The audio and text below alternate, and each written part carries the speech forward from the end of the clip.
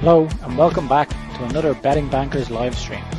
We're here to discuss all things sports gambling related with a focus on soccer, horse racing, NFL and NBA. We share our bets before the event starts and then we monitor the progress as the action happens. Let's get cheering on those winners and making some money.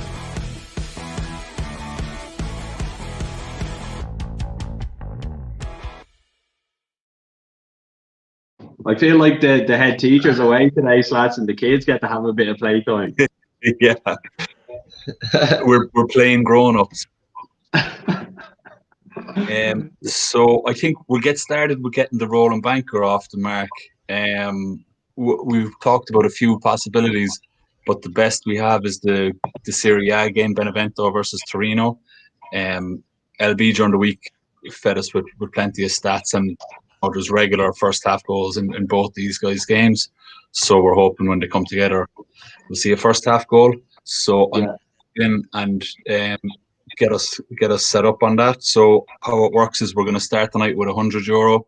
We're going to put that onto the first bet, whatever return we make. We're expecting about a 1 to 3 shot here. So, if we make €33 off that, we then roll the 133 onto the next bet and so on. And we try and grind that 100 up to maybe 2 or 3 quid by the end of the show. And we can all leave happy with a few quid in our back pocket. So we'll see how it goes. I'll let you know now when I can get this game up. I'll confirm when we're live. So while I'm doing that, PK, you're watching the Dortmund Gladbach game there, yeah?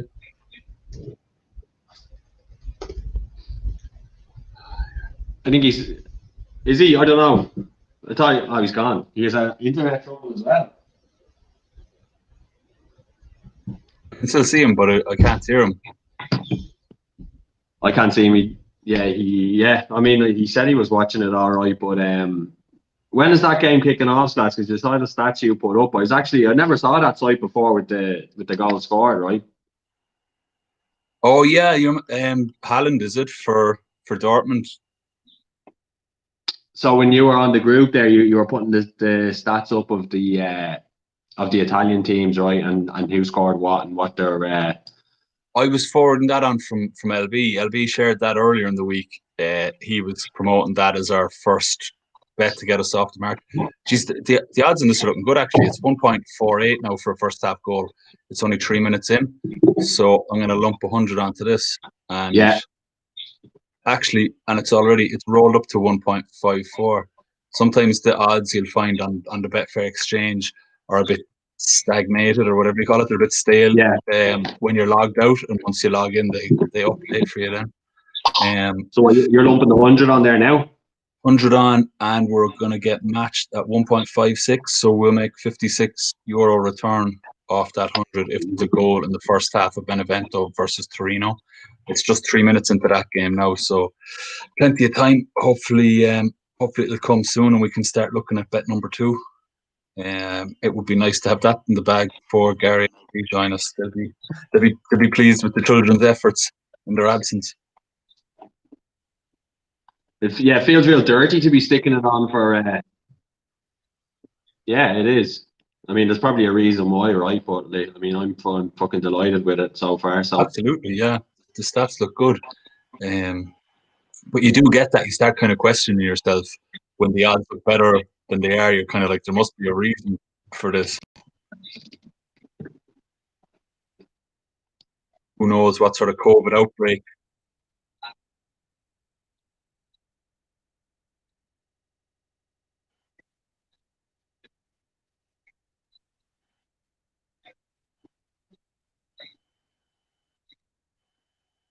I agree with you, but I find that happens more, PK, when you're backing a team to win. You're going, this team should be winning this game, rather than just kind of backing goals. I think when you're just backing goals, even if you're missing something, like maybe a striker isn't playing or that sort of thing, it still seems to be a pattern with teams that tend to score early. Teams that tend to concede early. I don't think you're necessarily relying on one player. No. And come here, like that site was like, where's he getting that from? Do you know all that information? Like, is it just the Italian Well, it looks like he's joining us here, so he can let us know himself. Welcome to the show. How we put on the spot all of a sudden, I'd say. But it sounded like you were challenging something. I'm good.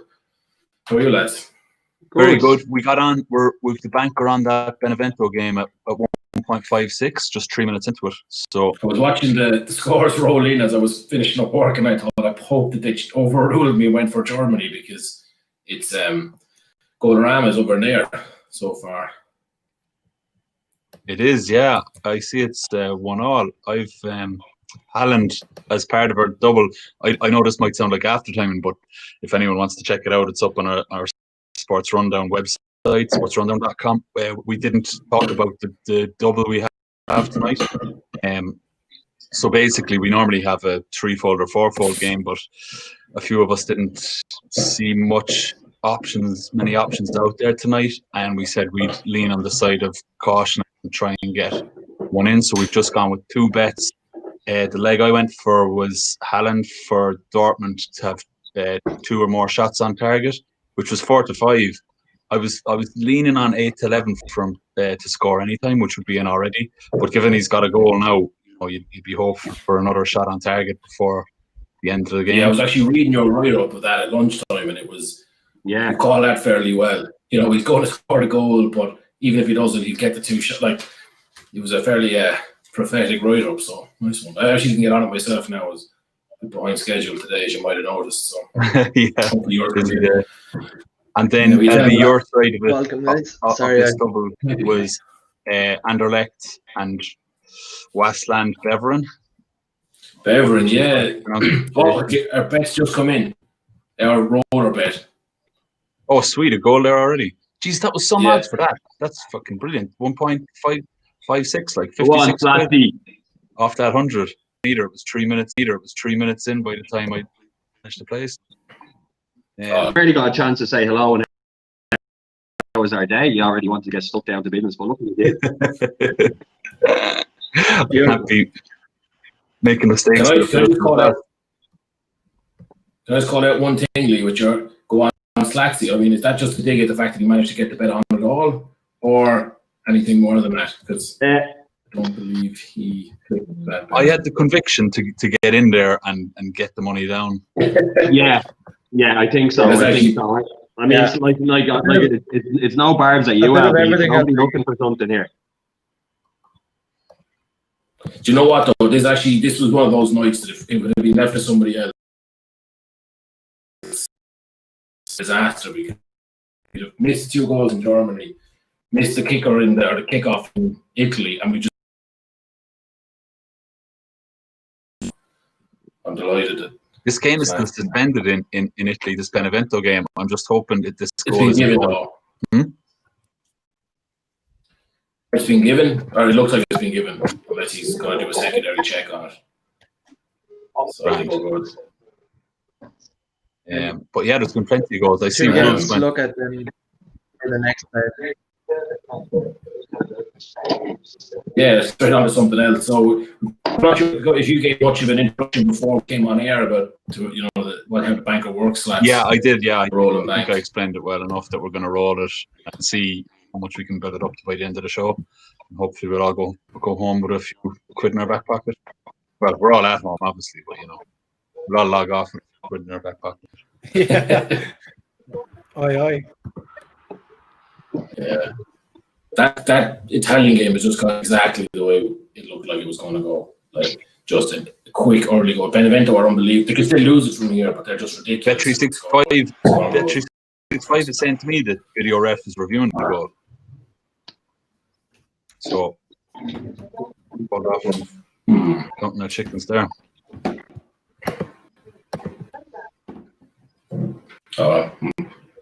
Even if it's not, we'll still be fine. Yeah, well, we've plenty of time, and it's obviously, we're creating the chances early, so loads of time in that half for another goal to come. It's gone 2-1 to Dortmund. 2-1. Yeah.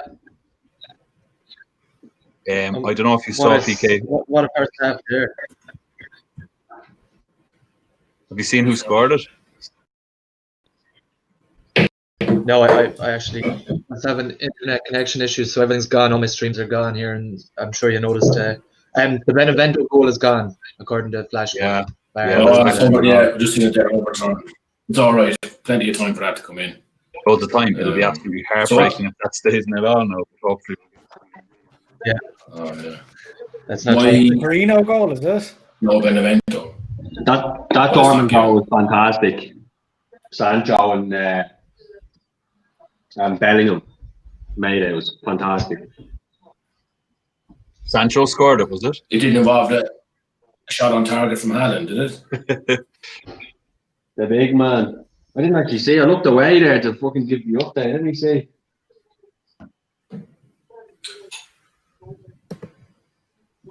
I'm not sure if we've got a second bet picked out if this Italian one does come in. But my write up during the week, and I still think that Anderlecht Beveren game has just got goals written all over it as well. I was actually looking at it. They've had no 0-0 or 1-0 results yet this season, Beveren. 2 goals minimum in every single game they've played. Yeah. 1 all minimum? Or like 1 goal minimum? Or 2 goal yeah, no, 2 goal minimum. 2 goal minimum, Yeah. Yeah, I mean, if that first one, if we do get the Italian game in, we could just go for a save for over 1.5 throughout the game rather than any first half betting. Mm-hmm. I think it's good to get a good start, like a decent, up to 150 odd quid. You can kind of bring that back down a bit safer and start rolling that on even safer bets. So hopefully that'll come in and we'll be in a good position to kind of slow it down a bit. Yeah, it'll be Haaland scored. Did he? So that negative bet is in there. Nice one, lads. Cool, that's good. Yeah, that was easy. What's it, 3-1? Yeah, another flats winner that I haven't. He scored the second PK, right? Oh, he did, yeah. Haaland got both, yeah. Wow. So, Slats, why didn't we do him 2+ goals? Yeah, I dropped the ball there. Shots on target. I actually looked at it. I think he was 10-3 to score 2 or more. Which isn't massive, really, but he's done it. No, it looks easy now that he's done it, but I mean... Yeah, that's it exactly, Yeah, so many times you get those sort of odds for, the top players. Like, say, someone like Kane now for Spurs would be about that, like about 3-1 to score 2 or more. And again, it'd feel like a safe bet. You go and do it, and he scores once after 50 minutes, and then that's it. We had it in the 5 score. I know we haven't spoken about that on the channel for a while, but myself and Gary are involved in the 5 scores in a lot of lads from work and stuff like that. And 2 weekends ago, it was the usual carnage on a Friday, Saturday, and there was one fella left because there was 5 people left, and they all needed Jamie Vardy, but one fella only needed Jamie Vardy. So if he scored, he definitely got the pot, and then maybe 4 other lads were waiting on Salah or whoever else. And he was 4-9 to score any time. He hasn't scored in the 3 matches since. Like, he was absolutely, those odds are just cruel. So I'd say 2 more goals, but he was only 11-8. He wouldn't go near it. Absolutely, yeah. Jeez, there's some amount that goes in this German game. It's gone 2-1 now. Oh my God. Is it?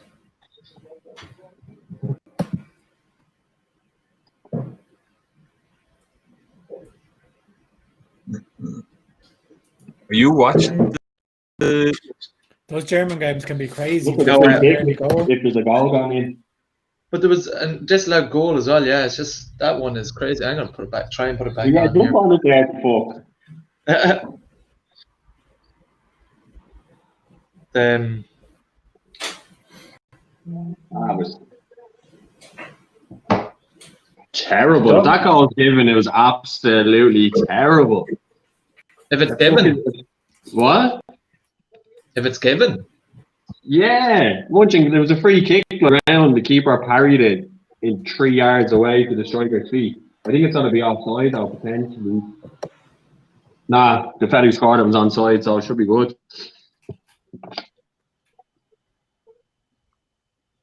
Is now the right time to talk controversial offside decisions? Your volume's quite low there, Albie, I think. Yeah. I actually.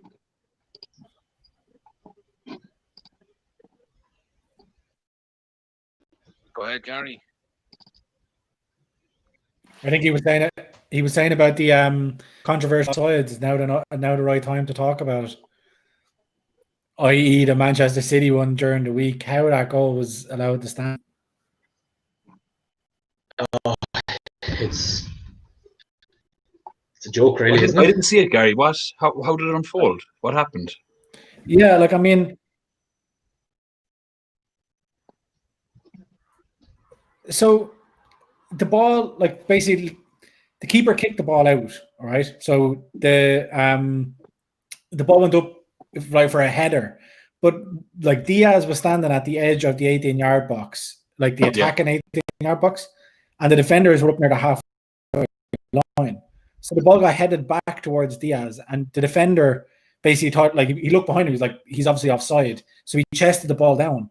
And when he chested the ball down, Diaz came in and tackled him and took the ball off him. And then they ran through and he passed it and they scored.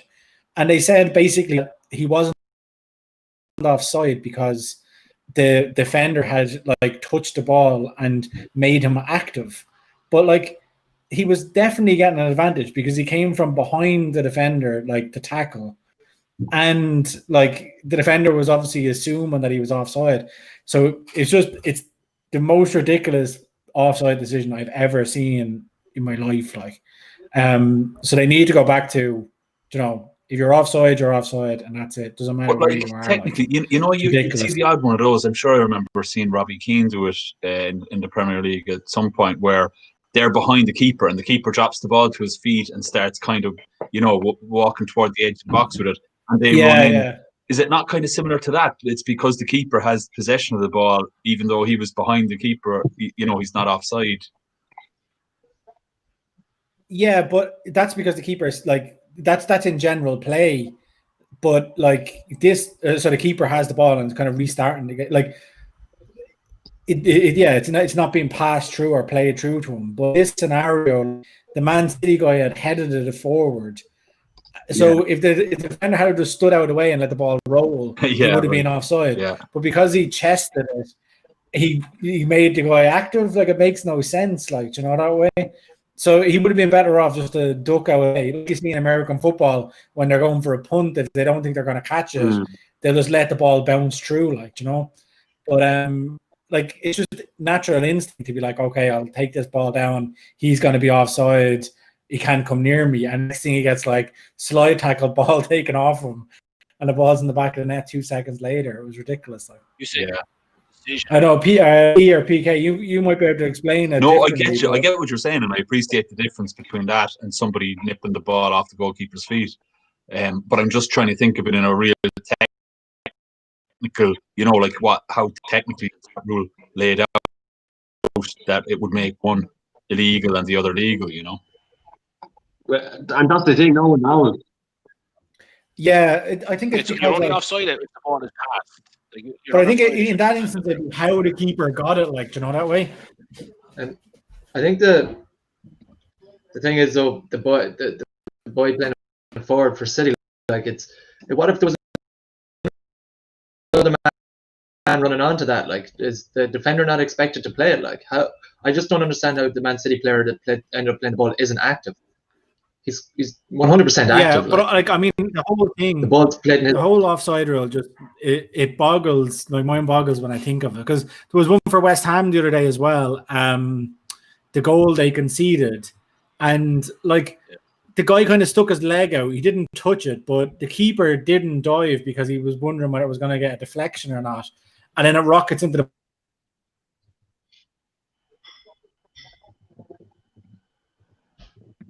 I mean, for me, right, like talking it through, right, he heads it back flat, but like even when your man took it on the chest, he was still offside. Yeah. So, it's like this split second. He's offside, and as soon as your man touches it, he's just onside. Like, but that makes sense actually, because the defender played it. Therefore, it's not an action to the other team. Like, he can be in an offside position as long as the defending player plays it. The fact is that when the ball was played forward, he was offside. And trying to say that he's not actively in play is madness. But you do see that a bit. Like if somebody was off down the corner and a ball is played through to the other side of the box, and the fella's completely out of any involvement with the attack, like. I mean, like he was so close to that he was able to tackle him as soon as he chested it down. Yeah, okay, I know, but again, if you're trying to write these rules down on paper, like where's the technical way? Like if there's a fellow with a broken ankle over on the side of the pitch and he's offside. Like there's just, would you bring in grey areas? That's what drives me mad about any rule, is that it's, Man City get that. Like Fulham are never getting that call. I agree with you. It's when you introduce the grey area. Well, he wasn't really involved. Like what you're saying, he was an injured player lying down in the grass over there. He wasn't involved. So we're going to let people who aren't involved be offside, and they're not counted as offside. And then now you're trying to catch up with that grey area and define it in situations like this where a fella can just be on top of a defender and put him under pressure from an offside position initially. But it drags him out of position. Like you can see, like in other cases, like fellas look, like the keeper is the worst one. You'll see a keeper, he'll look at a guy who's over at one side of the box, and then he's glanced over and the ball gets buried past him on the other side. But if that guy wasn't there, he wouldn't have looked. He wouldn't be in the peripheral vision, So I think it's a silly rule. Like it is. There must be very few examples from the other side of it where you'd be going, that fella technically was offside, but it's not a good thing for the game to be counting this situation as being offside. Like it must be so rare that a fella's injured and can't be, taken off the side of the pitch, or you know what I mean, where at the start he said it's the worst decision because one of them with offside, he doesn't see it. It's just like it's an inch and he doesn't recognize it or whatever like that. But this one, they must have seen what happened and just made a conscious decision that was okay. Which makes it.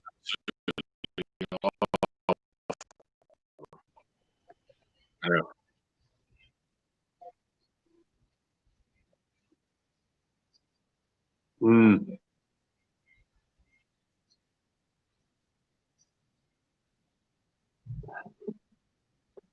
No.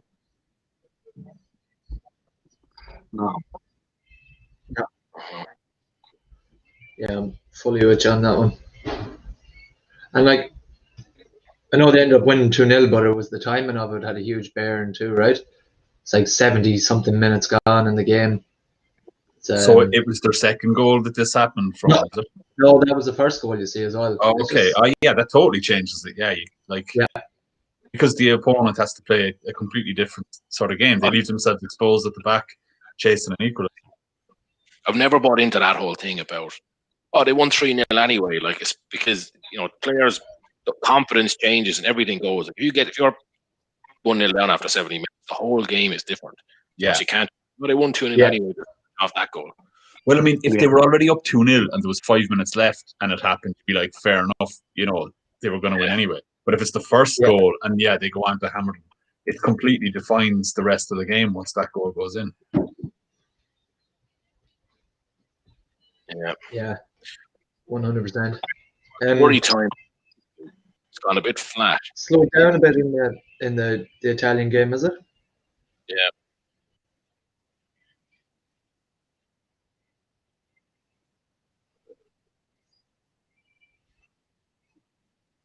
Mm-hmm.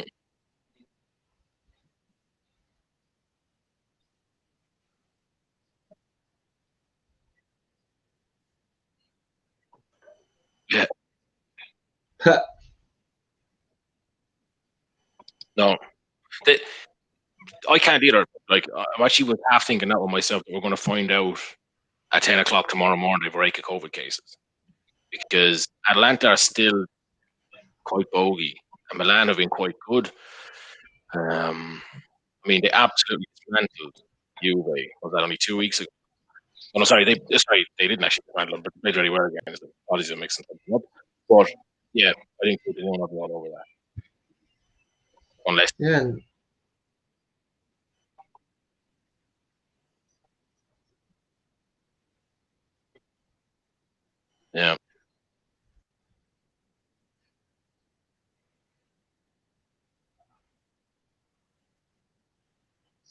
He scored. Yeah. No, yeah. Centerpiece of my bet tomorrow is going to that match. Makes no sense. well, we've been caught out a few times with suspicious looking Italian prices, but yeah, it's another one. Just because of that, I'm not going anywhere near it. I'm having a look here. 3 suspicious prices tomorrow?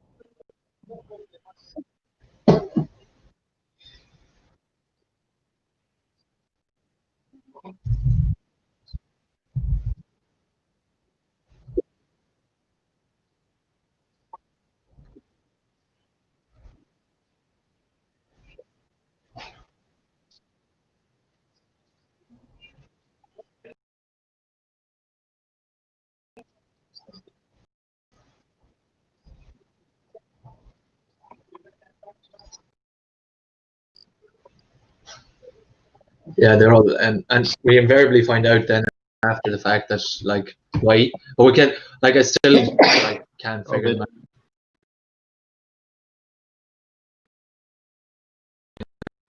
And especially in Italian and Spanish football, I found that they're there, and then the result just goes completely in like the favor of the way the bookies would have told you was going, and it still just doesn't make any sense. It makes it even more frustrating. You're just like, what?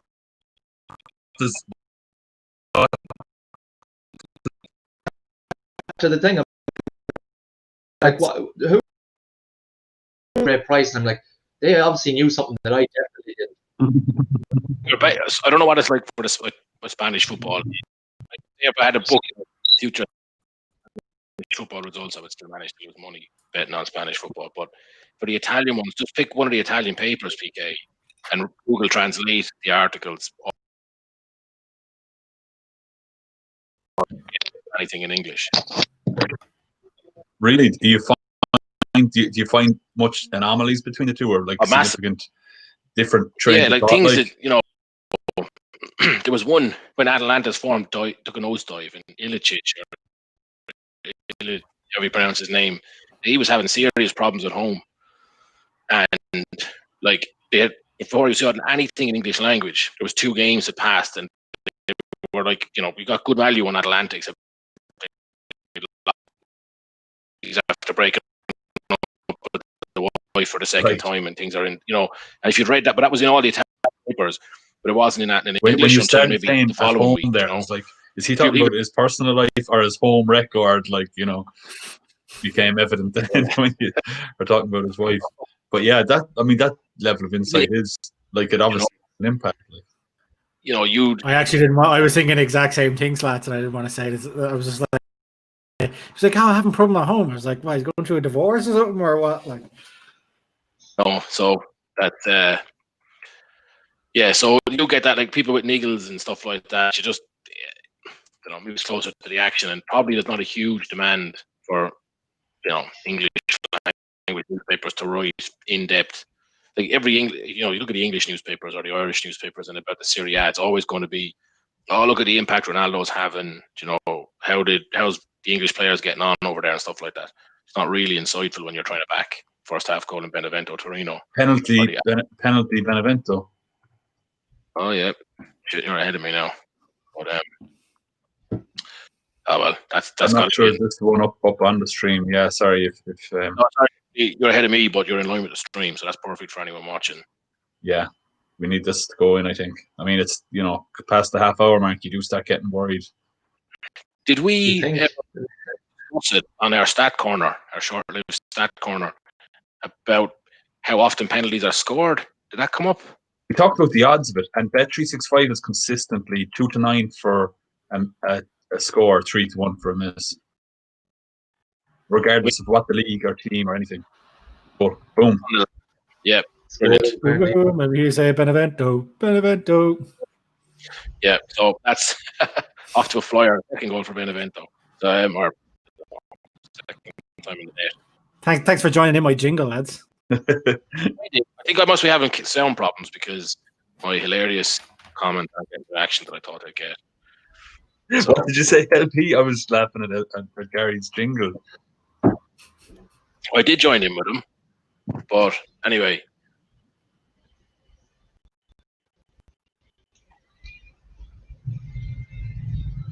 Your sound did actually drop there, I think, LP. We need to look for another goal now to call Desanta. Well, it seems like Germany is the way to go for goals tonight. So, Germany, we've been screwed. Yeah, it's half time. I've watched it since, and there's been loads of chances. Oh, really? Yeah, it's end to end. Like it's this. There's no. It's just all out attacking football in this.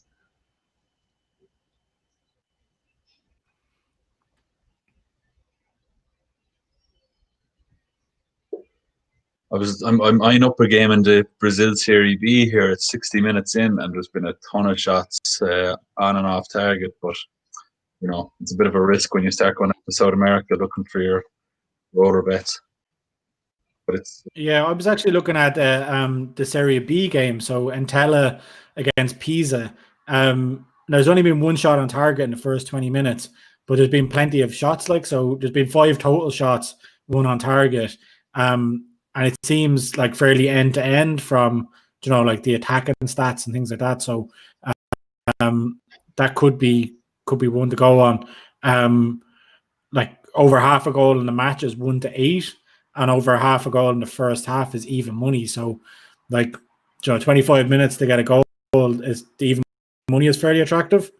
Oh shit. What? I was like, that's gone suspended. Please don't be a goal. Looking at the market, even money for a goal, and Pisa just scored from a corner. Like,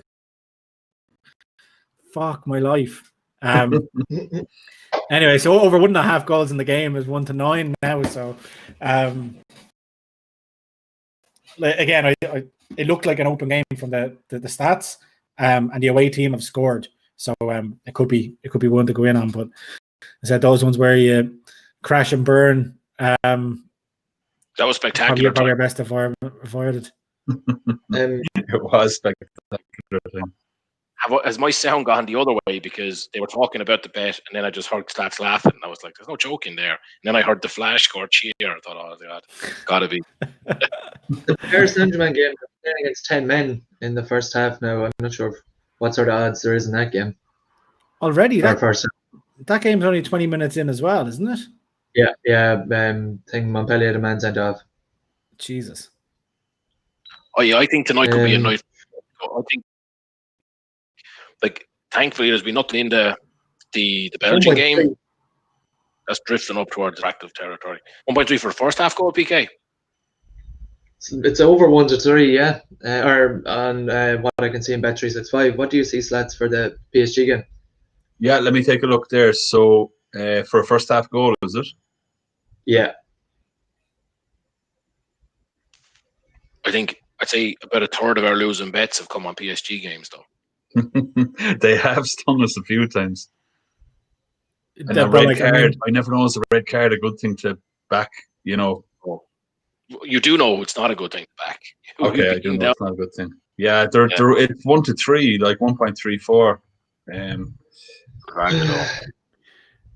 actually just looking in here to watch the game anyway. So if you want to give it 5 minutes, I can let you know how it's going. I assume it's going to be all PSG, but I'll see how they create any decent chances. Like, yeah, they were dominating before the red card anyway. It's just a question of do Montpellier just try and shut it down and get to half time without a goal conceded? From the piece I'm seeing here, they actually aren't, like, you know, they're like, there's actually a lot of space on the pitch. Right. But I said I've watched about 90 seconds of it, but like PSG are knocking it around and there's gaps to be passing. It's not as if they just have like 10 men behind the ball or like 9 men behind the ball now, Montpellier. I could see, like, PSG are definitely going to score 1 or 2 in the game. It's just when the first one comes is the question, you know. Yeah, there's also the Dutch game on at the moment. I know it's just gone 2-1 as well, but they're playing against 10 men, and they're two teams that tend to do a lot of conceding. So it's 4-9 for another goal in that game with 25 minutes left. PSG nearly scored from a corner there as well. It would have been 2 in a row. It would have been time to shut up the stream and not gamble for the weekend when your luck's in like that. One other one I'll mention is that Anderlecht are absolutely destroying Zwazen and Beveren. So if you wanted to back them as the first goal scorer team, I think you'd probably get decent value in that too, no? As Anderlecht first to score, is it? Yeah. Yeah, well, it's on Bet365, it's 2-5 anyway.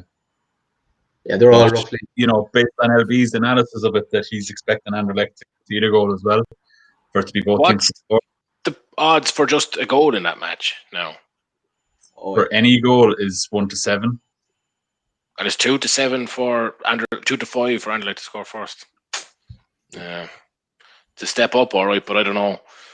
Like, yeah, it seems a bit of a coin toss, that type of thing. I'm not watching it myself. Like, if they're absolutely battering them, maybe it's worth it. But it's someone that just seems like a on top, all right. But yeah. To be honest, lads, I think PSG is actually a decent enough call. All right, I think I'll pull the trigger on that. The game is open, like. Yeah, the game is open. So, and what is it for? Like, is just over a goal in the match an option, or is that like a shit price? I would imagine an offer price for that. Yeah, it'll be terrible. It'll be 1-15 or something like that. Yeah, it's 1.13 for 2 goals, like, so it'd be about 1-20, I'd say, if even. Graham, well, it's 20 minutes here to get a goal, and like I said, they've been doing a lot of attacking, but Montpellier have been open, so I think they could do it. I like this. I think if we get that bet on, that gets us to half time, and then the German match is back. We're in the second half of Italy. I'll go quickly. They're being inches away. Yeah, get it on. Anyway. Right, what are the numbers, slats? Oh, we're on, are we? Yeah, 1.46. So we've 154 spot 88 on it to win 71.24. Class. Yeah, nice. Bring us well up over 200. Speaking of class, I was doing a presentation earlier in my professional capacity, and I used the term show instead of presentation. I was starting to become a bit, and I was called out on it as well. Somebody on the call said, so you must have sounded so smug, like, welcome to my show. I was the last person to talk on the presentation, and I meant to say that Gary referenced at the top of the show, and then I just moved on, and then basically my boss in work just went, he goes, thanks, Liam, for pointing out that this is a show. I didn't realize we were putting on such a show. And I was like, oh my God. I already had written down in my notes that it was bad to tell you, and then he said it. It's like, oh God, 2-0 Pisa, by the way. What a day to be busy and work. I missed all these absolute joyous bets. Anyway, yeah, made an absolute ham of myself as well. So I didn't even catch that. I was wondering what was referred to. I was just like, what is going on here? I'm totally over my head. I'm glad I get it now. I actually thought I was being left out of a joke. You know, there's like a joke, and you're just sitting there going, okay, it's like... The lads must have been having a crack earlier on when I wasn't invited. Yeah. So I'm going to just have to head off there for 1 minute. Do you know what? Actually, Montpellier could get this goal. Like, they've actually been all right, considering they're down to 10 men away from home. You think they would just camped in the box, the 18-yard box, like, but they've been doing all right. I mean, from our point of view, it's probably stupid to do it with 10 men, but from our point of view, it's exactly what we want. Yeah, it's just the time element. I suppose that's why we're getting such a good price on it, you know. But they always look so appealing, and then all of a sudden 10 minutes ticks away, and you're like, why did we do this bet? Oh, man. We've had so many of those. Yeah. Anyone who's watching, by the way, let us know what you think about that. First half bets, halftime, full time type of thing. We're not pretending to be tipsters here. We're trying to enjoy the betting. So if you have any thoughts on it, what would you do yourself? Do you go for the value of a halftime lead, or do you just take the safer 90-minute bet? I'm kind of on the fence about it myself, Gary. I'm not personally mad on the halftime. Angel Di Maria, he should be scoring here. Gets the ball, he's at the penalty spot, and if he took it with his right foot, any sort of shot with his right foot goes in, and he tries to hit it with the outside of his left and just screws it wide, absolute joke. But that's in the last 3 minutes, they've had two really, really good chances. Chances they should be scoring. So I suppose it's disappointing they haven't scored yet, but good that they're getting in behind. Encouraging at the same time. Yeah. Sorry, what were you saying there? Because I totally missed it because my eyes just got attracted to Angel and his crap shot. No, I was just asking anyone who's watching or to yourself, where do you stand on halftime, full time bets? Or I would very rarely go into the halftime market myself. Yeah, I do think that there's certain teams and it's probably an angle that there's a bit of value in.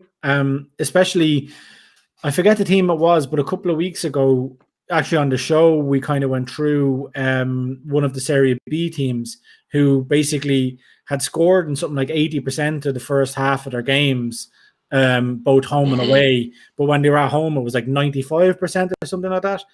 So I do think there's those trends of teams that are first half teams, they come out of the blocks really fast, and in the second half they're probably tired. But it's just finding them, and then I said you're limiting your time for the win, There's definitely one that getting flashbacks to last week when I thought we had a full-time bet on. I was celebrating in the 90th minute, and you guys had all been crying since 45. Yeah, tell us why you're so negative, lads. There's plenty of time. What I found with that market is that backing a team just to be leading at halftime is much more value than a halftime full time. So I've seen it where that's what I'm saying. There's definitely an angle there. A team would be 11 to 10 to be winning at halftime, and they'd only be 13 to 10 to be winning halftime full time. So you're much better off. And I guess the logic is if they have the lead, it's unlikely they're going to give it up in the second half. So there's not going to be that much more on them. But how many times have you backed the team, they're 1-0 up and then they lose 3-1 or something? Absolutely. Draw 1-1. Do you know what I mean? That's the real kick in the back. I was talking to our friend in work, Gary, about this. He's a United fan, and the way they're playing at the minute, and I do think it was put in our agenda as to discuss them as realistic title challengers this season. I don't think they are, but the way they're playing at the minute, they're 1-0 down after half an hour, which they seem to be 1-0 down in nearly every match they play. You'd absolutely be happy to lump on them to come back in that game. So there are certain teams that go through spells of just, Rome have had it loads of times. I think I've said it to you guys, back them to lose when they're ahead and to win when they're behind. That are just kind of, so the one I was thinking of recently, because I've been watching a lot of the Arsenal matches recently, and they start the match so well, and obviously they're playing a system that's new to them, and maybe the type of playing, they don't have the concentration or the fitness or the mental fitness to last the full game or the full half. So they absolutely great for the first half an hour, hang on for the last 10-15 minutes of the half, and then the exact same in the second half of the game. So it's definitely a team that you're back them at halftime if they're drawn, and then maybe lay out of them at 60 minutes if they're winning type of thing. And they haven't scored once in the last 15 minutes this season. So it's an interesting one because you can see them, they're pretty ragged in the last 15 minutes of every match. So it's could be a little bit of an there is definitely those trends. Oh, sweet. PSG. Brilliant. PSG is in. Nice one. Lovely. Nice one. It hasn't come up my screen yet because I'm a bit behind, but the chances they were missing, lads, if he hadn't have got it in, it would have been an absolute travesty, I could see the stats. They were 10 shots with 9 off target up to that point. I'm talking you put the ball in the 6-yard box and Icardi's on it. You're he's 1 to 10 to score and screws it wide. Same with Di Maria, from the penalty spot hitting it wide. It's just we couldn't have had more of them. It's actually a lovely finish by Mbappe, like little dink over the keeper, really good. Nice. But yeah, no, that's nice now. So is that 200 odd now we have for our next bet slots? Yeah, we're up to. I'll see if the market's still just suspended, but yeah, it'll be up to around 200 and 15. No, good. sorry, it's actually a really, really good goal. Like even the build up to it and then the finish is lovely. So I know every goal is counted. We would have taken it off someone's arse, but it's nice to win it with a decent goal as well. Yeah, we're up to 224.70. It's a pretty good start tonight. So, do we lump on the German game? I know it's half time. It's going to be coming out of half time soon. I'm always skeptical of 2-2 half times, but I think if any team, it's Dortmund, that you can just take a chance that they're just going to open up. The only the thing I'd say to you is right, in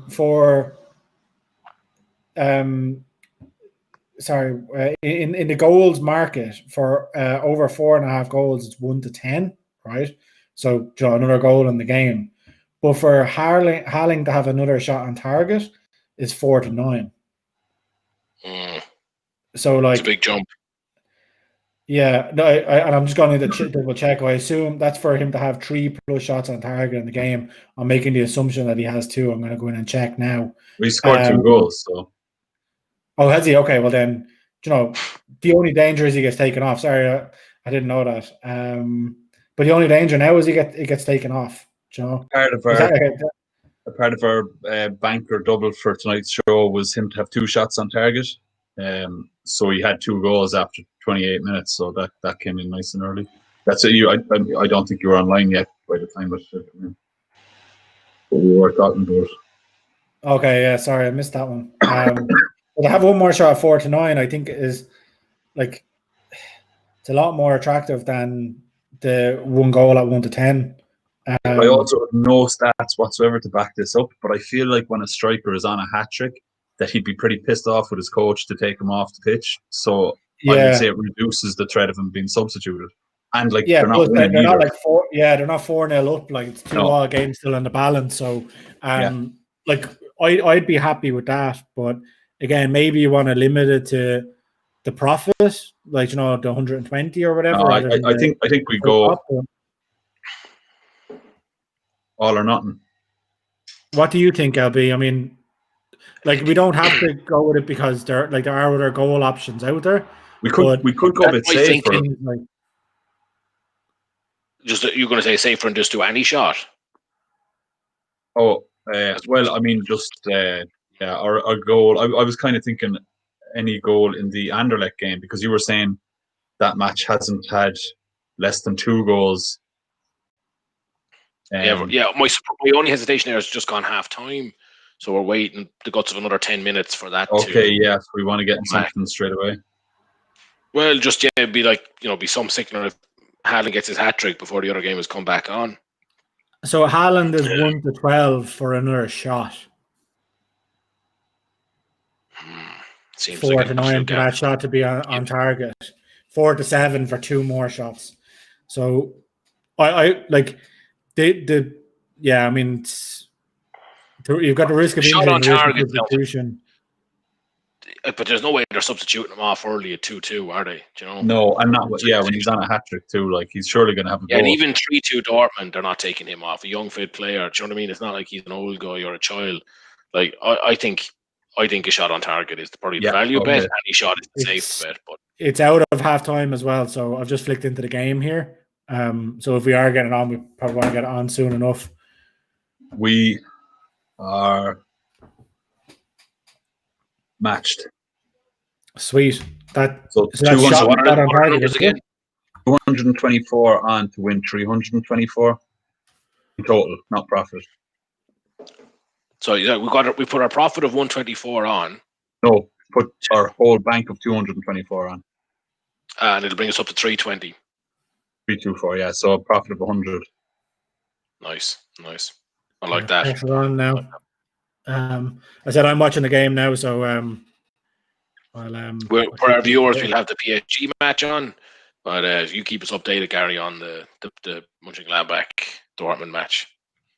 Yeah, I just don't want Gladbach have possession now, and they're just angry. It's like, give it to Dortmund, come on. LB, I was talking to you earlier about my own rolling bank that I have going. I mentioned prepare to get sick, Gary. What? Yeah, well, so I threw in 100 during the week, Gary, and I got it up to $1,000. Just doing this, just rolling it through another go bet. Thanks very much. And then, so I cashed out the $1,000, tried it again, lost 100, and then tried it. I'm in the middle of doing it again. I'm up to must be about 800 or 900 now. So that the Brazilian Serie B game I mentioned, it was 81st minute. Oh shit! It's been disallowed. I shouldn't have said a fucking thing. Oh, that's sickening. Now it's 81st minute and there are no goals in that game. Oh no. Yeah, and that's definitely after now that they've jinxed it. I assume that anything that's talked about on the stream is communal funds, but I know. He texted on to me as well. He was like, "Look what I'm after doing," and I was just waiting for the text that said "for us." And I was just like, "Oh, you did that? Oh, look at your new Mercedes, good man." And PK has had regular in-play winners and live on the stream for his own personal game. No, that's actually deadly going. In fairness, that's class to get 1,900 quid profit in a week. You know? Gladbach have scored, lads.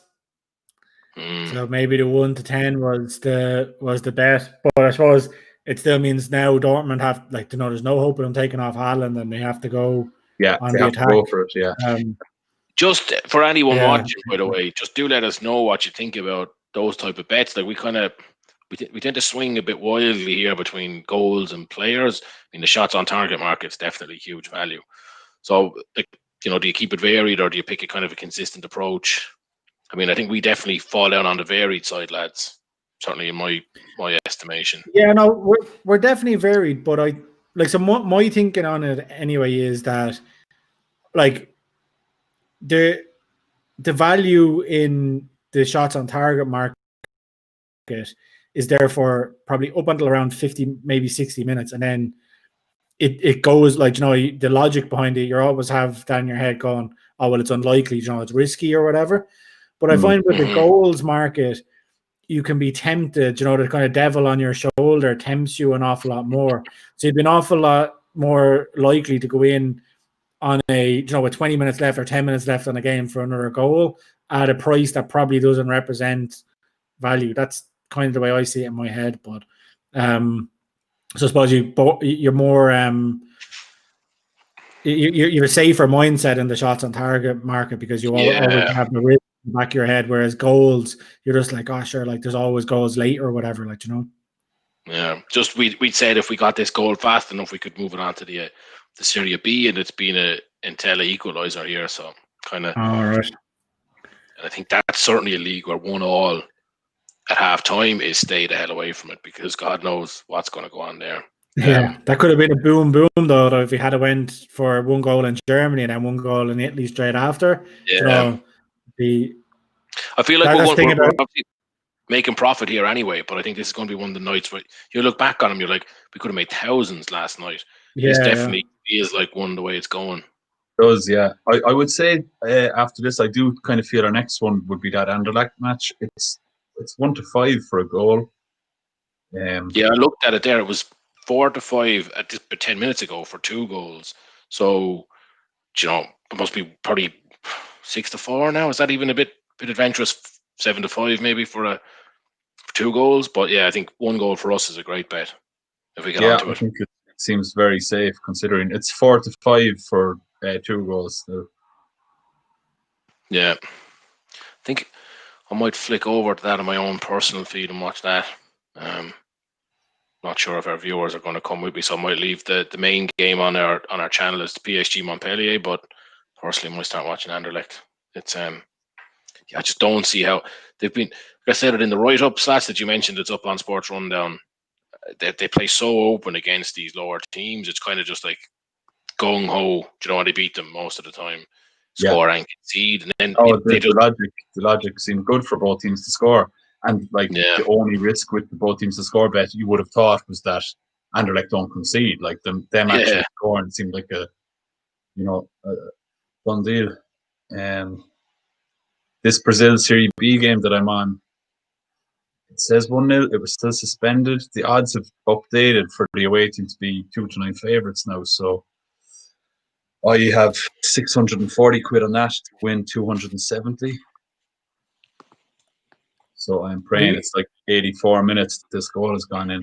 If it is a goal, that would bring me up over 900 quid with a target of $1,000. Like, so I'd be one bet away from that. That'd be savage. Some going like the way you've done it. So, but it's all it is doing this rolling bank thing that we're trying to do here. I just set a target for $1,000, but with the rolling bank, we can just do it for the length of the show and see what we get it up to. And I guarantee we'll get there. It's not going to happen every week, but we'll make decent money off it.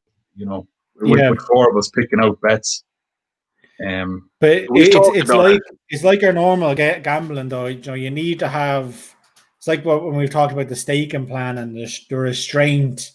Like, if you can build that in and the patience to go right, like, there's nothing there tonight that I fancy. I'm going to wait till tomorrow night. Then I think it's easy enough to do. Yeah. But you can get carried away with yourself and then you're shafted. Well, and we've fallen ourselves into the various pitfalls of like a goal goes in and you're like, all right, let's back another there straight away. You don't even kind of wait to see how the dynamic of the game has changed after the goal. It's just like we backed the goal and there was a goal, there's going to be another goal.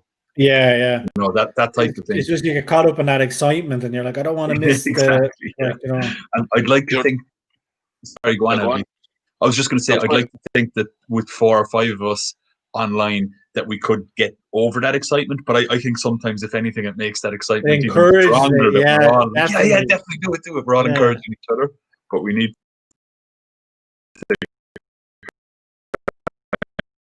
the sheriff, though, like, the kind of curb the enthusiasm of the. You might have noticed Lee referring to the sheriff. So that was Slatz's title to keep us in check, and obviously he hasn't done it with us. He just kept that level of discipline for his own personal money-making routine. I mean, I'm betting on Brazil Serie B, so I don't think I'm showing any. One day we'll reap the benefit of it. Here's a question for you, Abby. What do you think of Sancho?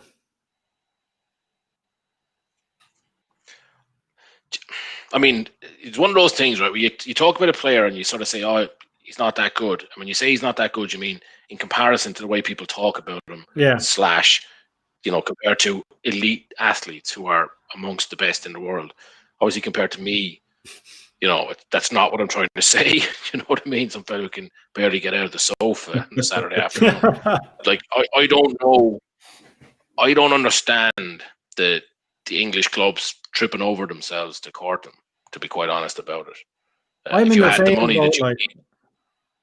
If you had the money to buy him, he wouldn't be.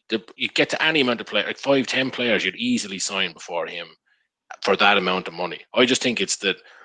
I don't want to, like, he scored an absolute rocket there the last day, but I think it's a bit of the Paul Pogba, well-connected players, have the right profile, get all the write-ups, and like I'd say half the people in England, or sorry, say half the Man United fans, let's not narrow it down too much, who go on about Sancho, haven't watched a single game he's played. They watch maybe highlight videos on YouTube, but you just keep getting told in the papers, this guy is the. You go, okay, we want to sign him, we want to pay the 150 million now and get him. Like, what are you talking about? I think I'd agree with that now. Like, he's a good player, but in that bracket of whatever 150 million pound players, I don't think he's not as good. And I don't really like Neymar as a person, and as a player, he's kind of gone off the boil as well recently. But he's not as good as Neymar was in his kind of Barcelona days and early PSG days. And he kind of gets talked about as being in that bracket where I don't even think he's close to being in that bracket. No, I mean, there's obviously the age profile, but not a massive fan of Liverpool at all, but you take any of their front three over Sancho. Do you know what I mean? I don't get this thing that people go Well, absolutely. maybe not Firmino, but you take. But even if he's gone off the Jota, boil a like, bit. or whatever, yeah. Yeah. There's so many players, and especially with those younger guys, they play very well in certain systems that are probably built around the fact that they're lightning fast, and then they get into a league. You got industrial kind of centre backs kicking the absolute crap out of them when he's playing for Man United, and it just won't be the same player. So I don't think.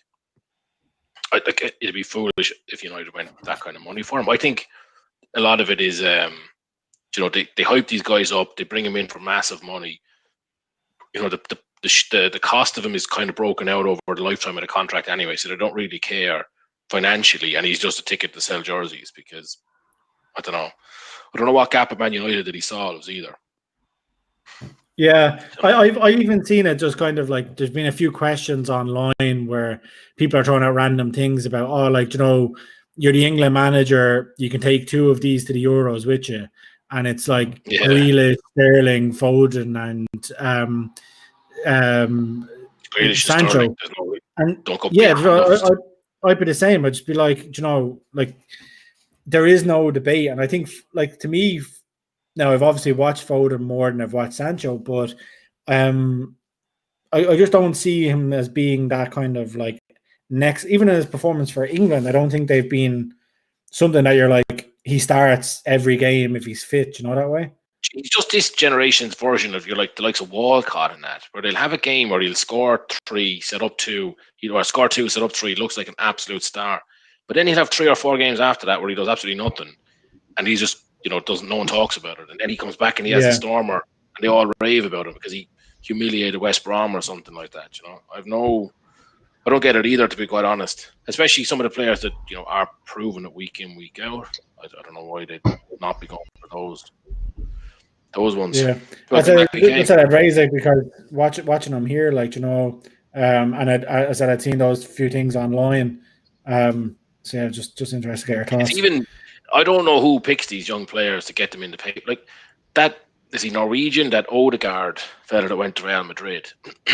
There's a amount of people, and I mean, I do know that Arsenal fans on the internet are probably the worst kind of football fans, potentially sports fans that you're ever going to come across.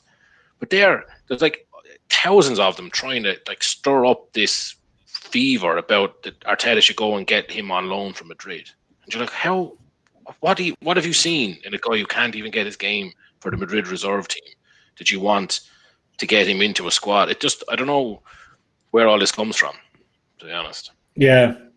And as you said, it is that hype, and it goes into overdrive then. Like, but I even think with regards to Arsenal, like they overplayed the signing of Thomas Partey. Like he didn't exactly set the world alight at Atletico. Like I know he's a decent footballer, but I wasn't sure exactly. They need someone who's not trying to set the world alight. They need someone who's going to stand in position and do his job as a central defensive midfielder, not a fellow who they've seemed to have had for certainly my entire lifetime of watching football. We call it adult lifetime. Who's a defensive midfielder or a holding midfielder who wants to score 15 goals a season. So hopefully they don't try and do like he's not there to set the world alight. He's there to just hold things up and stop the other team setting the world alight. I to be honest, I don't watch much Spanish football, as anyone who's seen my Spanish betting knows. So I can't claim to have watched Atletico matches and know anything about him. He's well regarded from what I've read about, but he arrived, he had a kind of a niggling injury, so he wasn't great anyway at the start. Got injured, came back, got injured again, and now he's kind of getting reintegrated. So I've no opinion on him so far this season. And here's another thing about the internet fans. Like the last night, who did Arsenal beat? They won comfortably. And Xhaka was definitely the best midfielder on the pitch. And all the reviews afterwards, the guy in the studio, the Sky fellas were like, "Oh, what a signing Thomas Partey is." And you're like, Thomas Partey wasn't actually that impressive. He made Xhaka look really good, But it's just that Gary said the hype machine falls in behind some player, and that's it. Now he's going to be the one we all talk about. So yeah, unless I just don't see things that everybody else sees. Speaking of internet fans, for people watching the stream, if you agree, disagree, feel free to let us know. Or Did a you're few getting strong bored opinions shared in the last around. couple of minutes. So yeah, feel free to move us along as well. Hopefully trigger that debate. But I think it is. We're like, you're dead right on what you've said, because I was wondering, was it me that was thinking Sancho was overrated? And you just, I think you've actually hit the nail on the head without us ever having spoken before about it. Like, we fully agree on it. But I would like to find someone of the opposite perspective that could, give me an insight into why people think he's so good, apart from the bit of flair and as you said, the flash of the the person has to be someone who watches the Bundesliga. Like, I don't want some, do you know what I mean? People talk to you about these players and you're kind of thinking, you obviously have no idea what's going on. Someone who's watching the Bundesliga week in, week out. So much that people, their opinion is just regurgitating what they've read in maybe two sources, if not just one source, and they just kind of buy into nothing worse than that. It is. But it is amazing, though, what people see and what other people fail to see, or vice versa. Like myself and Gary had a lot of the West Ham matches. I mean, don't mean to pick on West Ham fans at all. It's just, we've been to a lot of their matches, so we can't talk about other fans as much. Like, certain people in the stadium will have a real dislike for certain players, and the one that always stood out to me is like Fabianski. And you're like, he does such a good job in goal. There's people that are just like, oh, he's such a crap keeper, get rid of him, bring someone else in. It's like, who are you getting? You know what I mean? Like, Antonio's another one. Obviously, he's in the good books at the minute. Now he's in the form of his life. But, these players do such a good job. Or else it's like, am I missing something? And he's actually crap, and everybody else sees he's doing something really bad, and I just don't see it. Yeah, there is that fickle nature. Like, because again, with Antonio, like the one thing you can't, I think everybody will acknowledge that he hasn't got a great touch, and he just kind of is a bit of a bulldozer. But the one thing you can't hold against him is his work rate. And I was at a West Ham match one day, and again, not to pick on West Ham fans, but just emphasizes the point. Like, Antonio was just back from a hamstring injury, and it was the depths of winter, fucking -2 outside. And he came on and he went to run after a ball, and it was going out of play and he was never going to get to it. So he stopped. And one of the fans beside me was like, "You lazy bastard." And I'm like, would you rather him get to the byline and just about try and keep the ball in and then snap his hamstring and be out for another couple of months? That way? It's just like, you can't. Yeah. And your man went on a rant beside me for about 5 minutes to his mate about how, because Antonio didn't chase the ball, he wasn't playing for the shirt, and he's lost interest and he wants to move away and stuff. And then 5 weeks later, once he kind of got back into the groove of things, he was banging in the goals, so it's obviously not all fans, but there's that. I think they're definitely a fickle nature to. But I think a lot of it is worse now because of the internet, or Twitter, probably mostly. Like, people just, the person with the most stupid opinion get all the retweets, and then everyone sees it, and then people see other people getting attention for being a ham, so they start being like, ham. So if you went down to the pub 5 years ago and you were like, Antonio's a lazy bastard, people would be like, no, he's not, shut up. But now everyone kind of tries to be controversial or something. Yeah, that's exactly a bandwagon. By the way, we've missed the second goal in the Benevento game. It's gone 2-0 as well. So have we got a roller bet on? Yeah, with 224 quid on Haaland to have another shot on target. Okay. He had a header just go wide, and Dortmund are pressing, so I can see that happening. Yeah, I'm watching it here. Like, the last 15 minutes, 20 minutes, there's been a lot of balls into the box and stuff, but it just hasn't fell to him. And MPK, when I saw the header, it was actually a bad attempt by him. He definitely should have got it on target. So, and 25 minutes left, with a goal down, you'd expect him to be throwing the kitchen sink soon. So, fingers crossed. I don't even care if it's just a tame header into the hands of the keeper. That'll do. Yeah. Oh, it's gone over 3 goals now in Italy, in Benevento. That match was just a goal around. Yeah. Sorry, we're still waiting on a goal in Belgium, though, right? Still it all in Belgium, yeah. I'm waiting on 2. I mean, I'm not watching the match, but the stats have barely changed since half time. It doesn't look like there's a whole lot going on there in the last 15 minutes. LB, are you watching that game, did you say? No, I flicked over to your one now. All right. Okay. Stats is right. It's very slow second half, so it's just kind of depressed me a bit because I threw a bet on myself there a few minutes ago and included over 1.5 in that. So kind of just going to hopefully look away. That sort of game, I'd say one goal could set it. Like Anderlecht are value there though. They've just completely dominated this game. Oh, they are. I'd be so surprised if Beveren beat Anderlecht here. Like, I know we were talking a month or two ago about Anderlecht kind of going off the boil, but they're in good form. And Beveren are not a great team. So, yeah. What price are they, PK? On Bet365, they're 4-6. That is nice. Yeah. Tempting. I'm already involved in that game, so I'm going to leave it off myself. So I'm watching Dortmund in line with the stream here, Gary. You must be a bit ahead, are you? Or what time's on your clock? My clock is 67:59. Just gone to 68 minutes. Oh no. Our fans, anyone watching the show will see that we're on 69:15, 69:20, so they'll be a bit ahead. Okay. All right. Yeah, it's an interesting one. Yeah, the Serie A tomorrow at the weekend is actually kind of a few kind of nicely priced up games. Gary, I'm not sure did anything else jump out for you, or you just the Milan match. Mainly, like, I mean, to be quite honest, I haven't had a chance to do really in depth. That's why I was kind of asking you for your initial views. But yeah, like, I mean, there's a few good games anyway. And I actually signed up for a TV subscription that allows me to watch the Serie A now live. So Premier Sports. For Premier Sports, yeah. So I have that. I signed up to that and I thought it was a con. I signed up to it after a few beers one night, and it's probably the best sports service you'll get online. It's so handy. The coverage is decent. The commentators aren't too bad. It's class. It's really good. If you're into that or Serie A or Spanish football, they cover it really well. So yeah, that's a great one. It's not that expensive either, and we're not plugging it, by the way. We have no. It sounds like you are. I was waiting for you to qualify that. Yeah.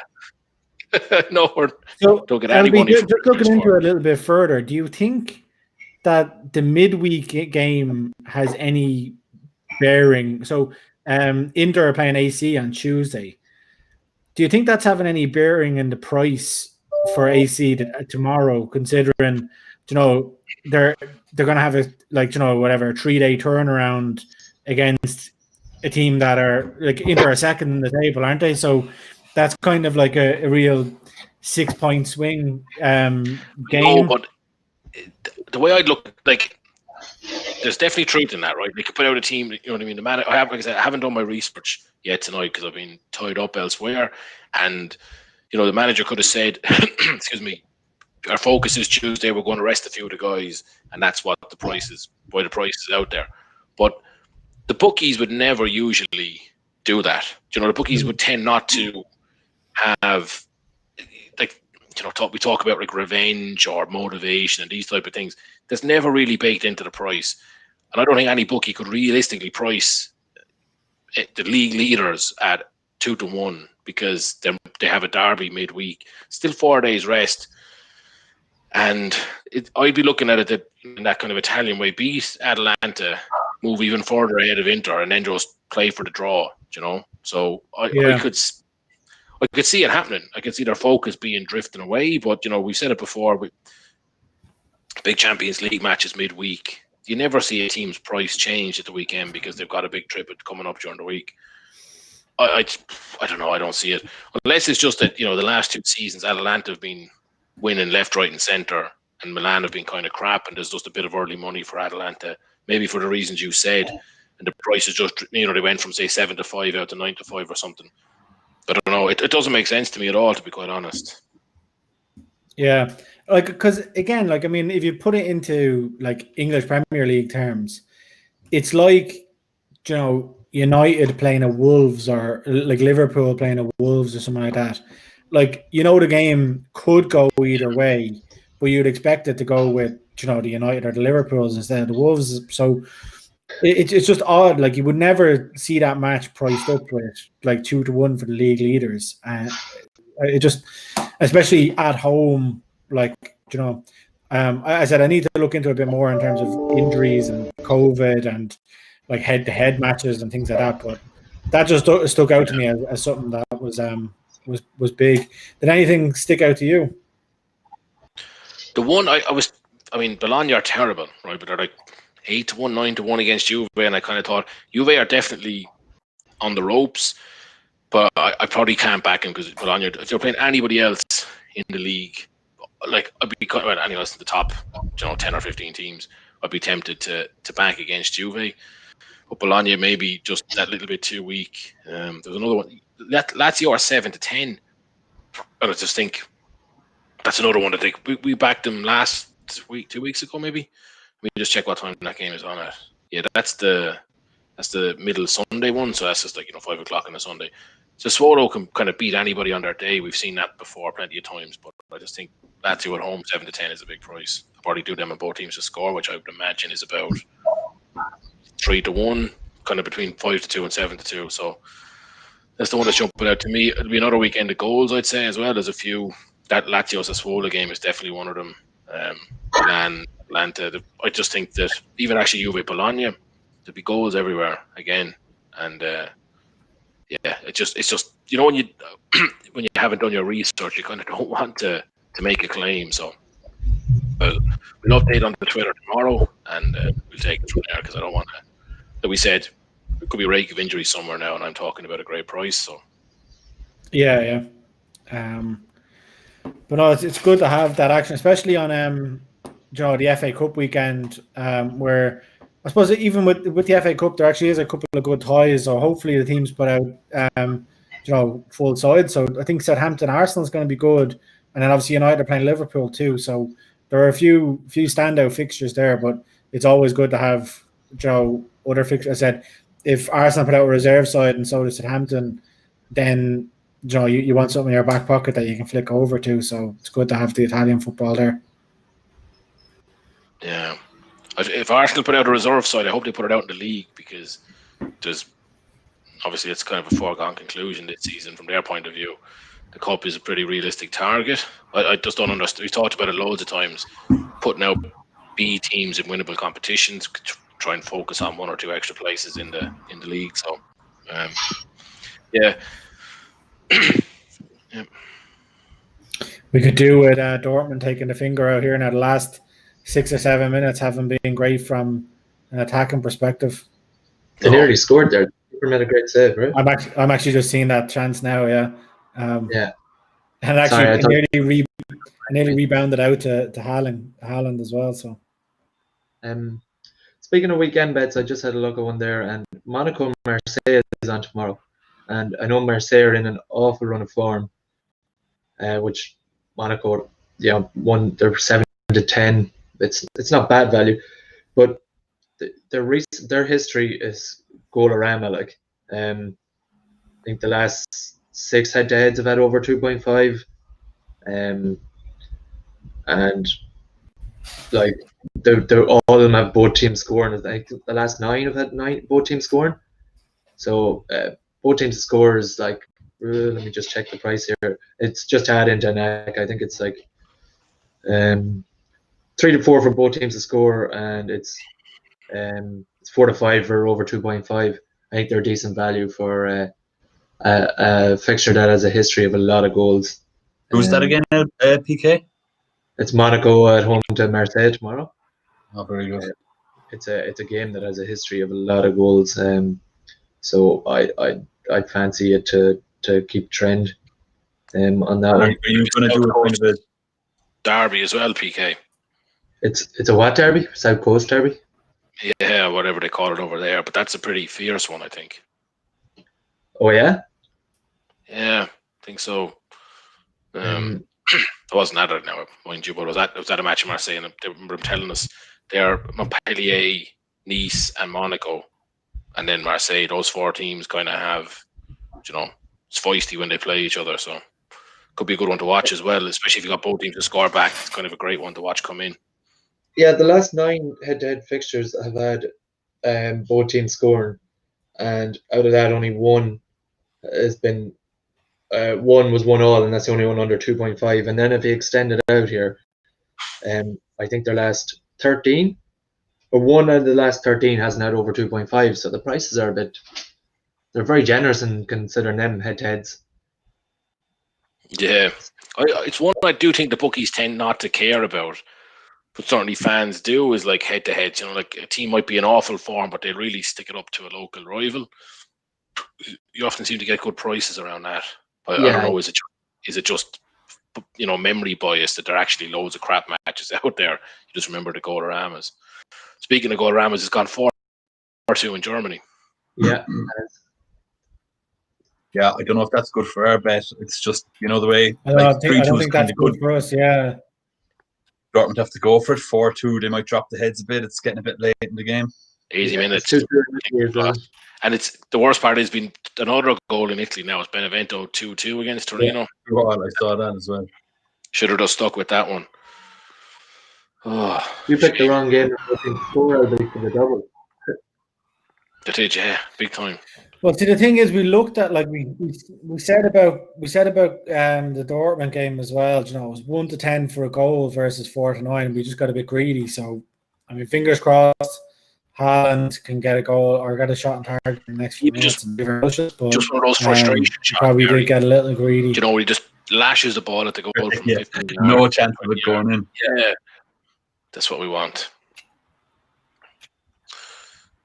6 goals in Germany, 4 in Italy, 4 in Holland.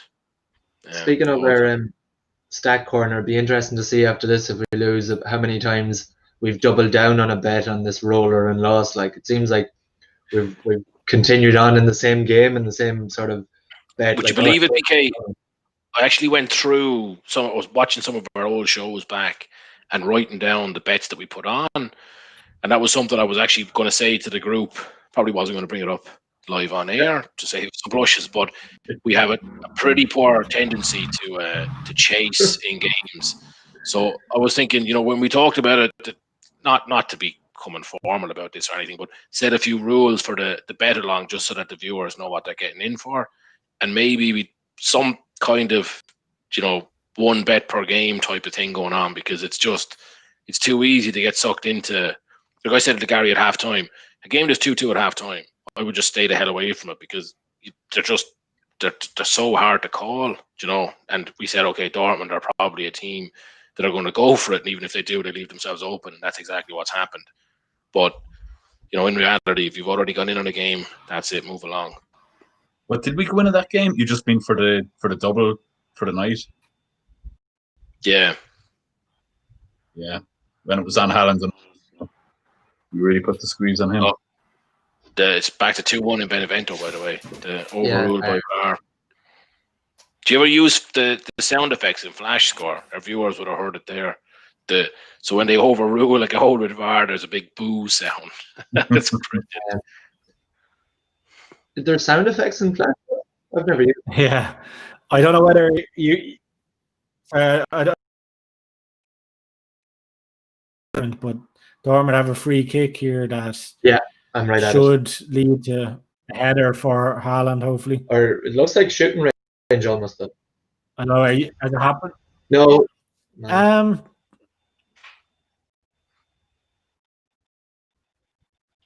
watching it here now. I know it is Sancho. He'll probably stick it in the top corner, but if it was me, I'd be thinking into the box. Let's go for a rebound. No, skied it. I'd love to know the stats on free kicks, like the amount of players that are just hoofing them into the crowd or where the crowd. But especially there, like I don't mind it if it's 0-0, grand. But like the percentage chance there was a left foot in swing or outswing. Not freaking trying to put the ball in a post shot from 30 yards, And Anderlecht are 6-5 now for the win there. And they're still dominating, like 12 shots with 6 on target to just 2 shots off target. Yeah, I've already backed them myself. They're annoying as shit. I think It's probably still worth a little. Oh, there's 15 minutes left. It's probably worth more than 15 minutes and then injury time. Yeah, so I still think that's a good value for a game that they're well on top of. It's one where you find a goal in the last 5 minutes, when the press. Oh, Dortmund. Oh, you wanker. It just came up on my screen, shot on target, but didn't say who. Goalkeeper save. Okay, there's a corner here, so I'll tell you. Corner here, yeah. So hopefully it's Haaland. Please. Oh, come on, Erling. The camera has panned to him and all, so giving him the big build-up. There's no shot on target there. No. I can see anyway on our bet, like it's not suspended or anything. 3-1 now for a shot on target for a third. The shot on target was Moenchengladbach. Yeah. From a Dortmund corner. That 16-year-old Mbolo. Remember we backed him a few weeks back? Or we should have, or whatever. No, yeah, we did. No, we backed. I think that was another goal, and he scored a goal. Yeah, so it wasn't directly him, but oh yeah, he won the bet. Yeah, yeah. He was the youngest ever player to score, or something like that, wasn't he? Yeah.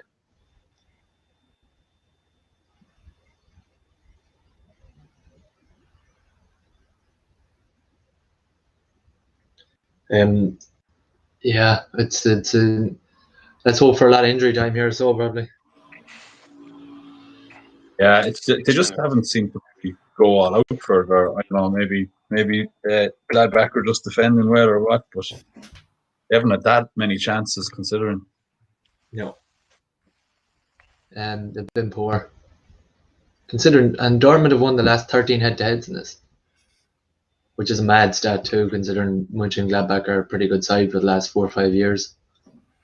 That 13 consecutive wins is absolutely massive. Like, yeah, I looked it up, PK. I only counted 12, but it could have been missing. It could have been leaving out some game that you saw somewhere. But either way, 12 or 13, it was some run they had going. It's a bit nitpicky stats. Well, I'm only saying it because I threw in my Dortmund will want to make it unlucky number 13 for Gladbach. So oh yeah. It was kind of ruining my art. Then it was already 13. couldn't sit with. On the back of unlucky 13, they hope to make it 14. Exactly, yeah. Blah, blah, blah. Yeah, this match is oh god, anticlimactic. This match is for sure. Do you know?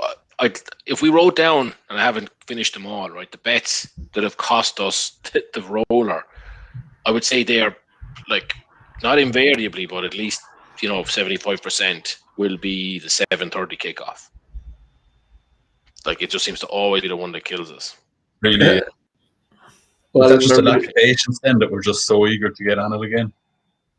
I think it's just the timing of the bets. If other bets set up nicely at that time, like it's just when you get value, especially when you're trying to get an in-play bet, like with regards to the goal, like you need a certain amount of time gone and stuff like that to get decent value, right? Mm. Yeah, that was something me and Slat spoke about briefly in a text exchange during the week. Oh, by the way, PK, you picked Levante as your bet for the night, didn't you? They're 1-0 up anyway, so nicely done. But the in-play odds seem to be a complete just derivative of the pre-game odds. So if a team is even money to win, it just drifts at a set kind of percentage all the way out until there's either a goal or full time. But then when you're watching the match in play, sometimes that's where you get a nice bit of good value because it seems to be a bit of a disconnect. Do you ever see that? It can swing. Like it seems kind of nearly linear how those odds drift throughout the game. But it's not really factoring in the in-play action or how it's looking. Yeah, goal might be 1.3, and then there's 15 shots. Yeah, because red cards, goals, obviously things like that. But just the kind of the way the match pans out never seems to be considered, or certainly isn't a driving part of the whatever the odds or the price. Both teams to score in Belgium now is looking absolutely doomed. I mean, Westland haven't had a shot on target yet. Be doing well for them to get a goal and concede in what's left. I still think Anderlecht aren't a bad shout, 7-4 now. But obviously, you're kind of betting against the clock then. Yeah, it's a tough one. In Holland, the Almere City are 4-7 now in a game. They're dominating too.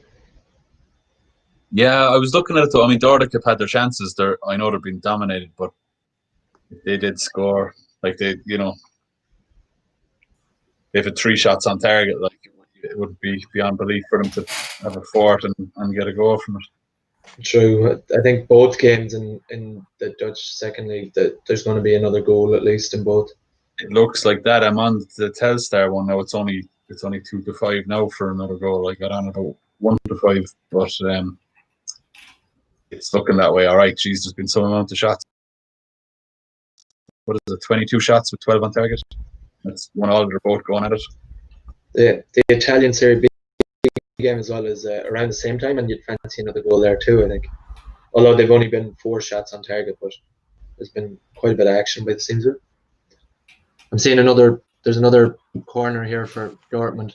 Hopefully something just I've been stung with so many of those Serie B games lately, PK, and I know Gary, certainly in our work social actors that are out there as well. Like, 1-1 in the Serie B game last season was just like, right, it's going to be 3-2 now in a few minutes' time, and now it's just so many that are ending 1-1 and 1-0.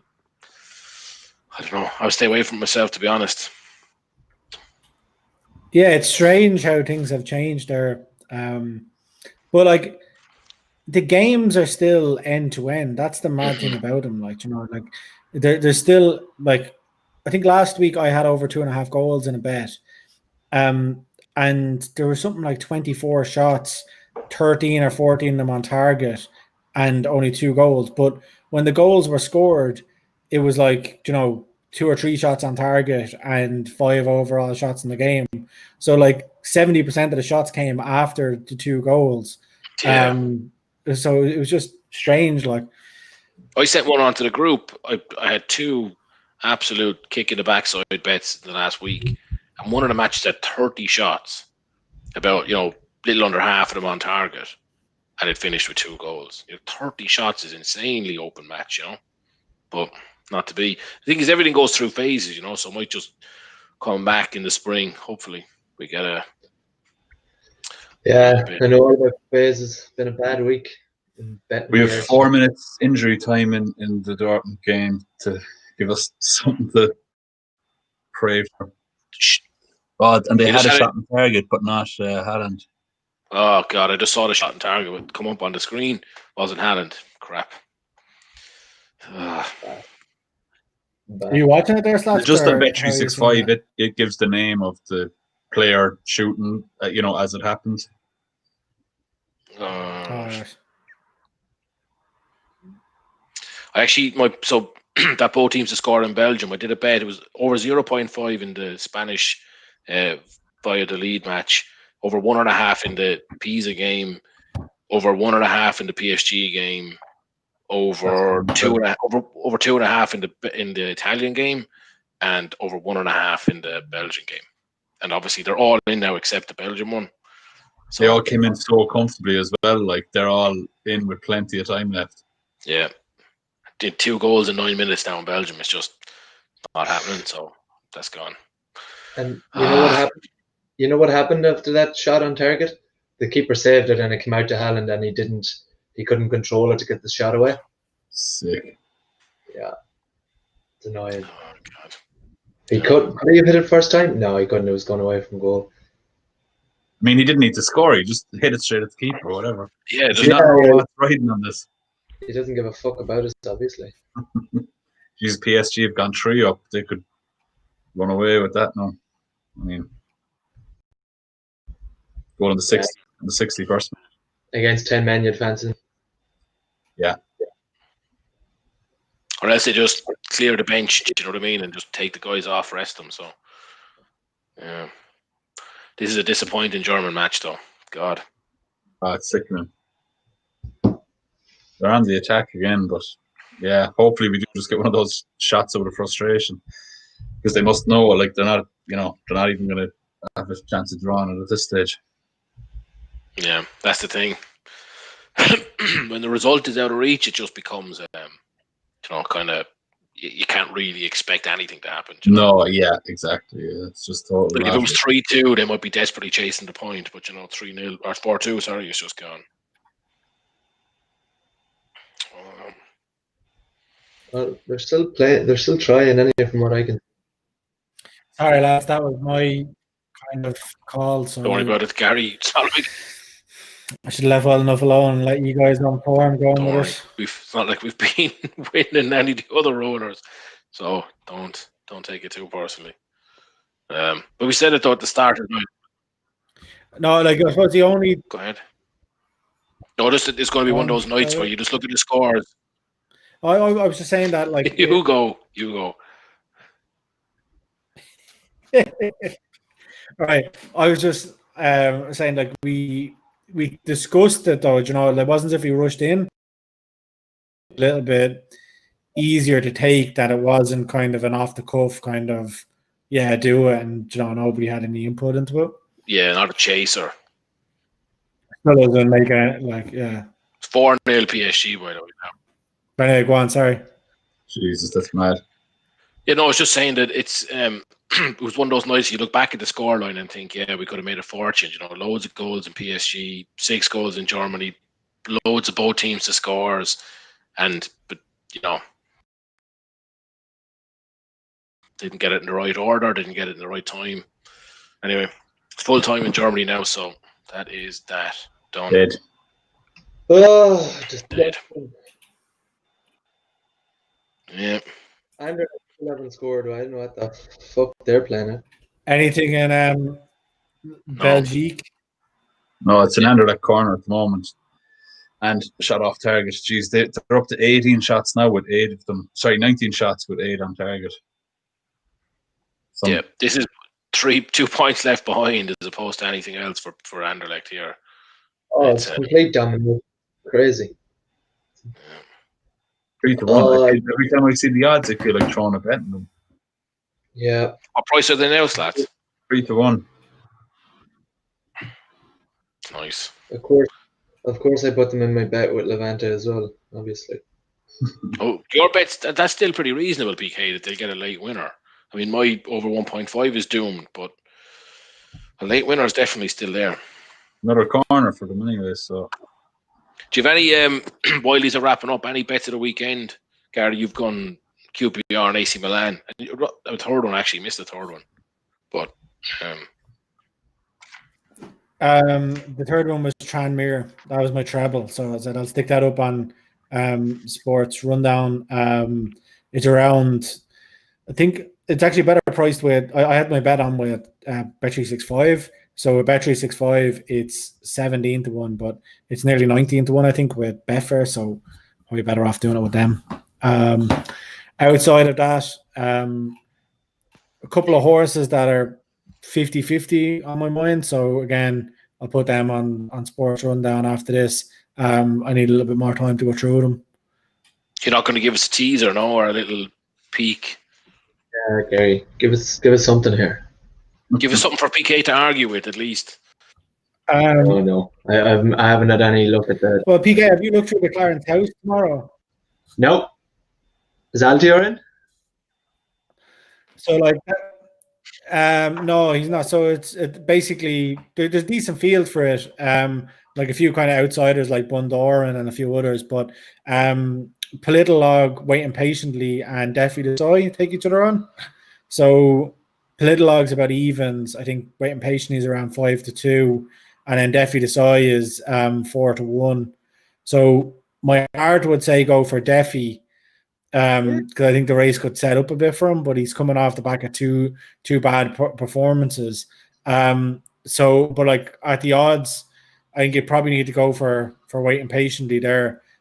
Said I need to look into a bit more, do a bit more analysis. That might be just a watch race for me, but if you force me to have a bet now, my head would say Waiting Patiently.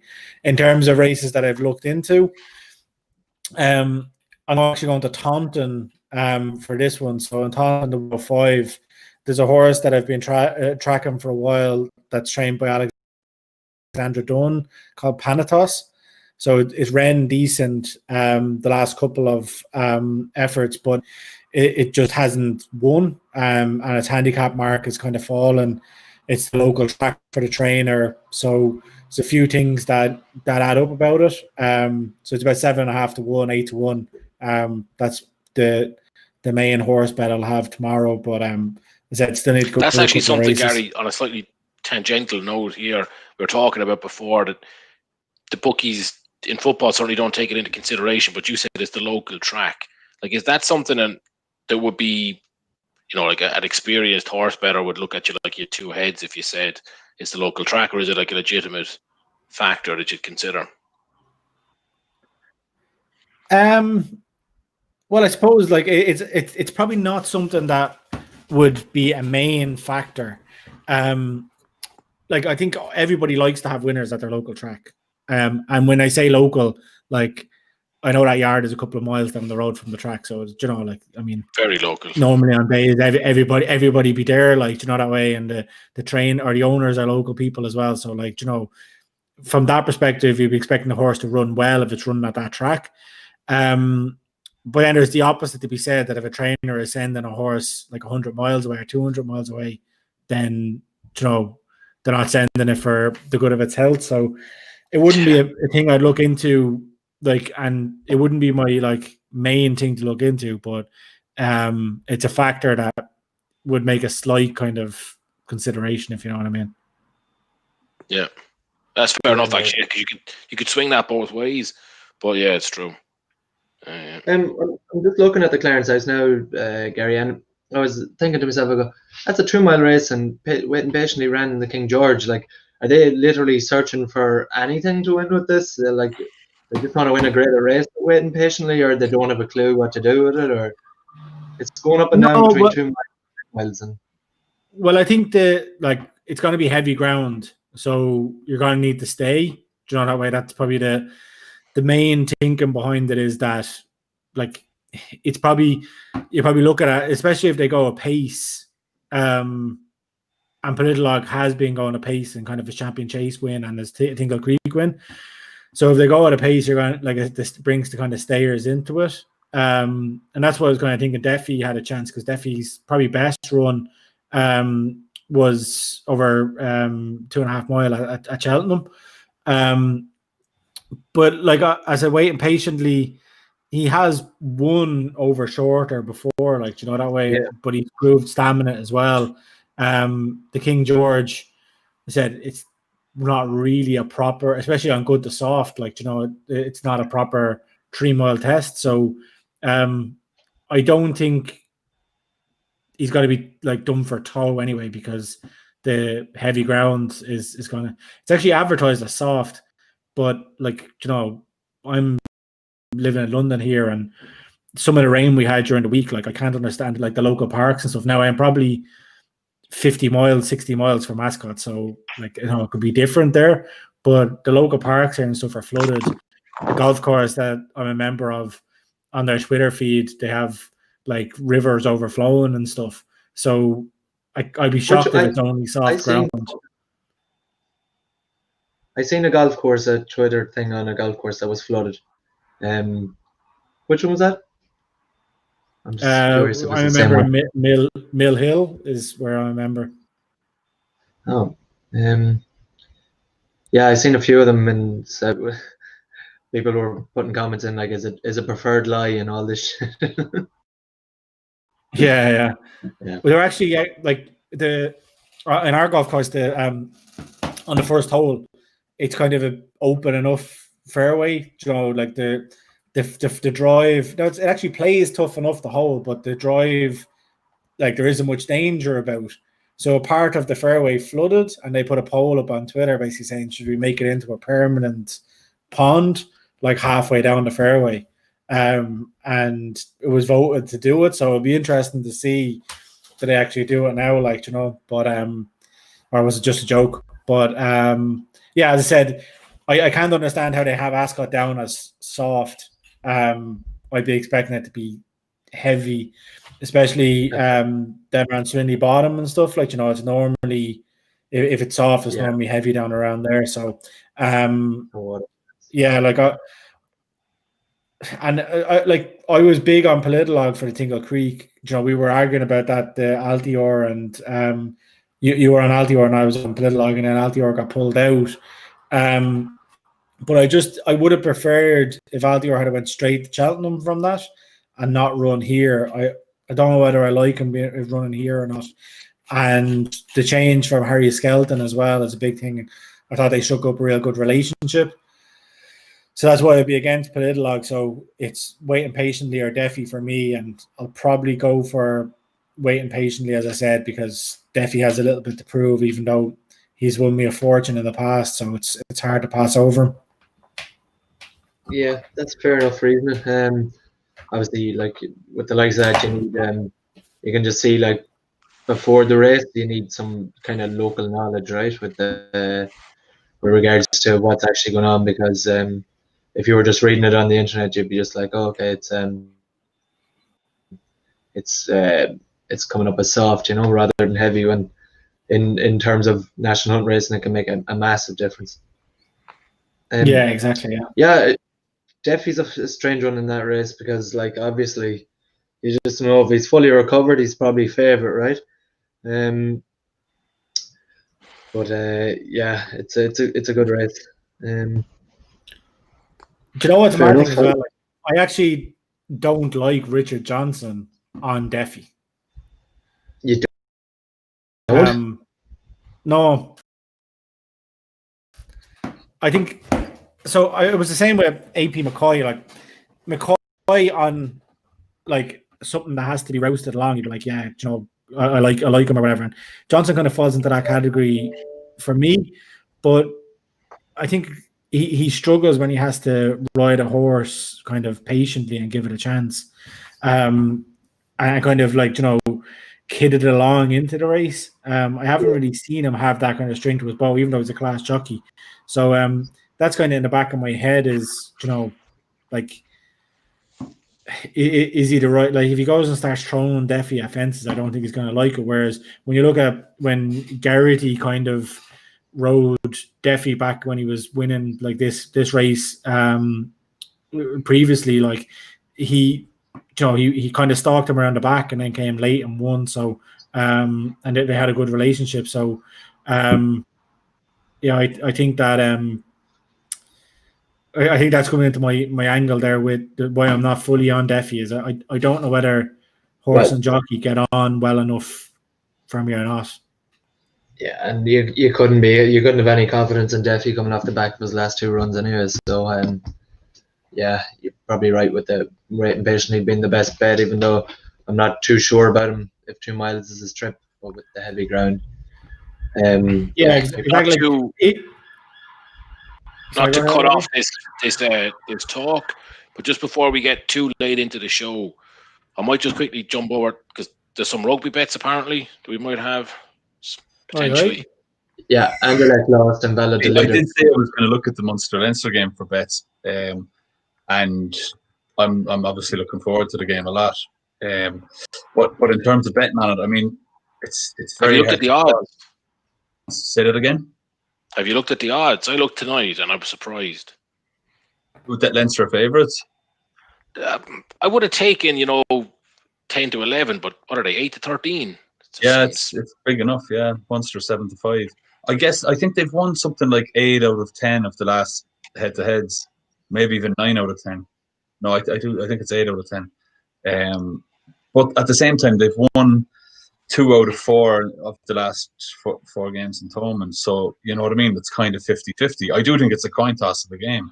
That 8 out of 10 is, painfully true. But there was definitely a 3 or 4 year period where Munster were pretty poor and Leinster were probably... It's not only that, but yeah, like the last 3 Pro 14 seasons, Munster have had to play away up in Leinster in the semi-final and lost that game. And, you're playing in the backyard. Like, they have a great home record. So there's been a higher volume of those fixtures in Leinster, which is going to swing it. In Thomond, it's about 50-50. So 50-50 in recent years. And yeah, I mean, going back before that, Munster were dominating it in Thomond. So yeah, so I think, what are they, 11-8 Munster? Is that right? 7-5 I'm seeing them at. But bit of value I really think is there. So 7-5 to win, right? But for Munster to win by 1 to 12 points is 12-5. So, well outside 2 to 1. I can't see Munster hammering them. I can't see them winning by more than 12 points. No. And it's so actually I'd looking, absolutely be delighted to lose if Munster did beat them by more than 12 points. But have you seen the over-under? It's now gone, by the way. It's now taken down. But I didn't see why. What was it at? What do you think it should be? I mean, it's two decent defences. I would say maybe 32 points. 36. So I saw that 46. That's high. That's definitely 46 and a half, 46.5. Yeah, I thought there was no way in the world I'm backing over 46.5 in that. Like, I wouldn't be going near that. I mean, 46, that's standard for like an average rugby match, would be in the low to medium 40s, I would say, for its over-under. I think the way they're looking at it is two good teams, Anyway, it's gone. So I'd say there was too much money put on it, and they're probably reassessing because it's been gone off. But yeah, I think Munster by 1 to 12 is a great bet. I didn't consider that. I just looked at the win and then the spread. And I think 3 points is a bit like, you could see them winning by 2, but I just think the difference between 10 to 11 and 7 to 5, or I saw 11 to 8. I just take the straight win. But I think your 1 to 12 margin is definitely what I'm going to take. Yeah, it does. It seems difficult to see Munster winning by more than that. It'd take a big shock somewhere there.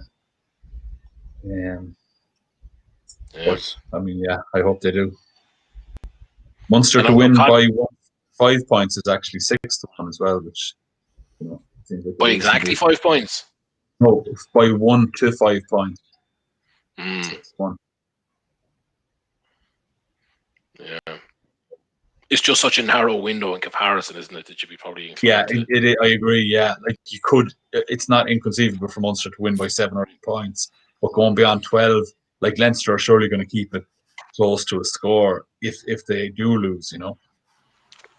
Yeah, I even think 8 is probably like very high. For Munster to beat them by 8, but yeah. I don't know. I know Gary and PK have lost their muse for the NFL, but is there any NFL bets, Gary? You've given us quite a bit of longevity with your NFL bets recently, so I can't give a well-researched bet at the minute, to be honest, because I've just been thronged this week, so I honestly haven't had a chance. I had a brief look. I'm gonna sound like I'm fucking in love with the chap or something like that, but I do think that Fournette stands out again this week, because he scored in his last 2 games. One was a rushing touchdown. I'm fairly sure it was a receiving touchdown last week. It's going to be a cold weather game. I think he's going to get a lot of action. And yeah, I think he was 11 to 8 or 2 to 1. I'll double check it now. That was the one that stuck out. But as I said, if you ask me, was it well researched at the minute? I'd have to admit it's not. It was just something that stuck out at the price. When I went in, I expected him to be even money. He was 13 to 10, so it stuck out as at a bit of value. But to be quite honest, I need to go through the games in a bit more detail. So what I'll do is I'll stick my thoughts up on Sports Rundown at some stage tomorrow. And at least it'll be well researched. But PK, I don't know whether you've had a chance. Obviously, loyalty could be ruling your head this weekend with a few pieces. And unfortunately, we don't have Leon to have the we could have the potential Super Bowl matchup here between you two lads. That's a dream, right? We were this time last year, what was it? Yeah, they were in the conference final 2 against the 49ers last year, and we were talking about going to Miami for the weekend, and then but no such discussions of Tampa this year because obviously circumstances have changed.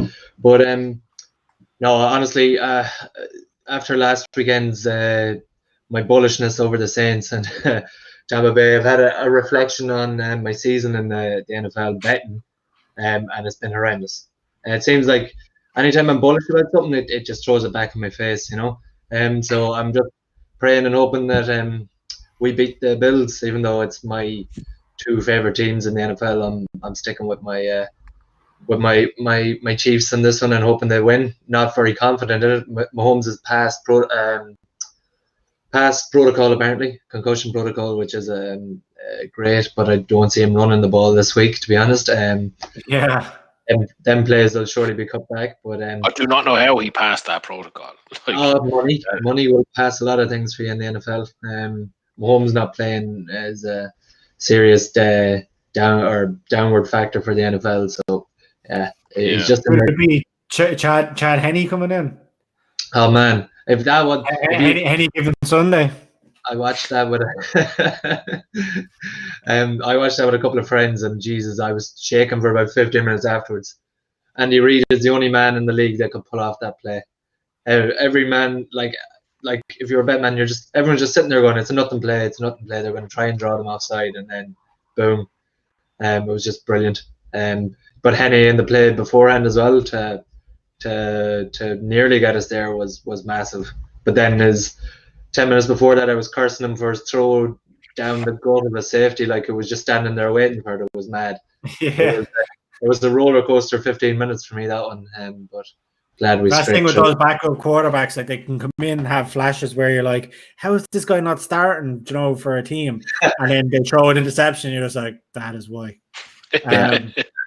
But like he's thrown more interceptions than touchdowns in his career, like, so I suppose that one throw was the epitome of that. Like, it's he doesn't have any downfield vision by the looks of things, judging by that throw, but he got us there. So yeah, the great thing at this time of the season in the NFL, and I suppose it should be at if you're a true sports fan, it should be at any point in the season, but like these games, you don't need to have a bet in to watch them. Like, you're watching on, there's just so much on the line that you get enthralled in them. Whereas some Sundays when you're looking at it and it's like, a 10-0 team versus a 2-8 team, you're just kind of like, oh Jesus, like I know what's going to happen. I need to have a bet for a little bit of interest. But like these two games, to me, are flip of a coin. Like, that way they can go either way. I was going to say that, like certainly when I enjoy a lot of betting, is kind of like when you obviously do the entertainment bet when you're in the pub on a Saturday and you just pick a load of things to happen.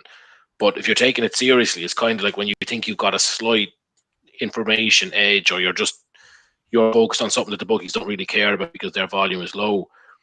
But like when you look at these matches and there's going to be a handful of games on, like, semi-finals of the Champions League, playoffs in the NFL, there's no edge anymore. Like everyone is looking at the same thing. So you're not really getting that.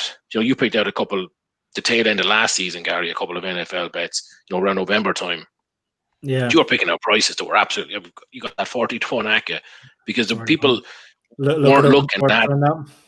Yeah, we'll promote that one again. But like, recycling bets from last year, it's sound. That's bad 2020 was. Gary's big win in November 19. You'll find a good bet. But in these kind of matches, you won't, because every analyst, every bookie, every punter is looking at the same 2 games or the same 4 games or whatever it might be. Yeah, and that's it. Like, you're right, John.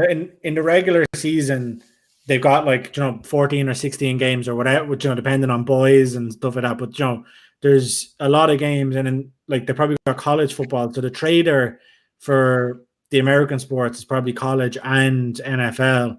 So all of a sudden he has 50 matches to price up over the weekend, and there can be a few gaffes in there. But when you get to this age, as you're saying, like, he has 2 matches on Sunday now, the value is probably going to be taken out of it. But I'll do my best. I said I'll research it tonight and tomorrow, do my best to find something that I think sticks out.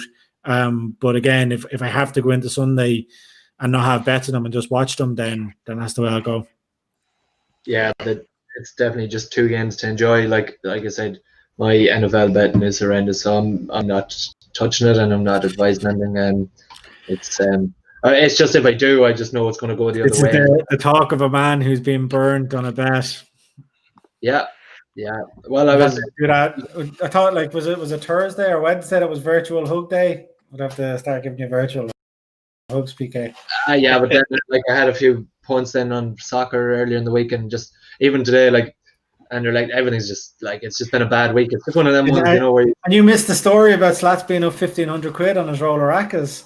Yeah, no, I used to tell me before, and I think I'm thinking now I might just say $2,000 now, Gary, after tonight. Is it? Yeah. Nice one.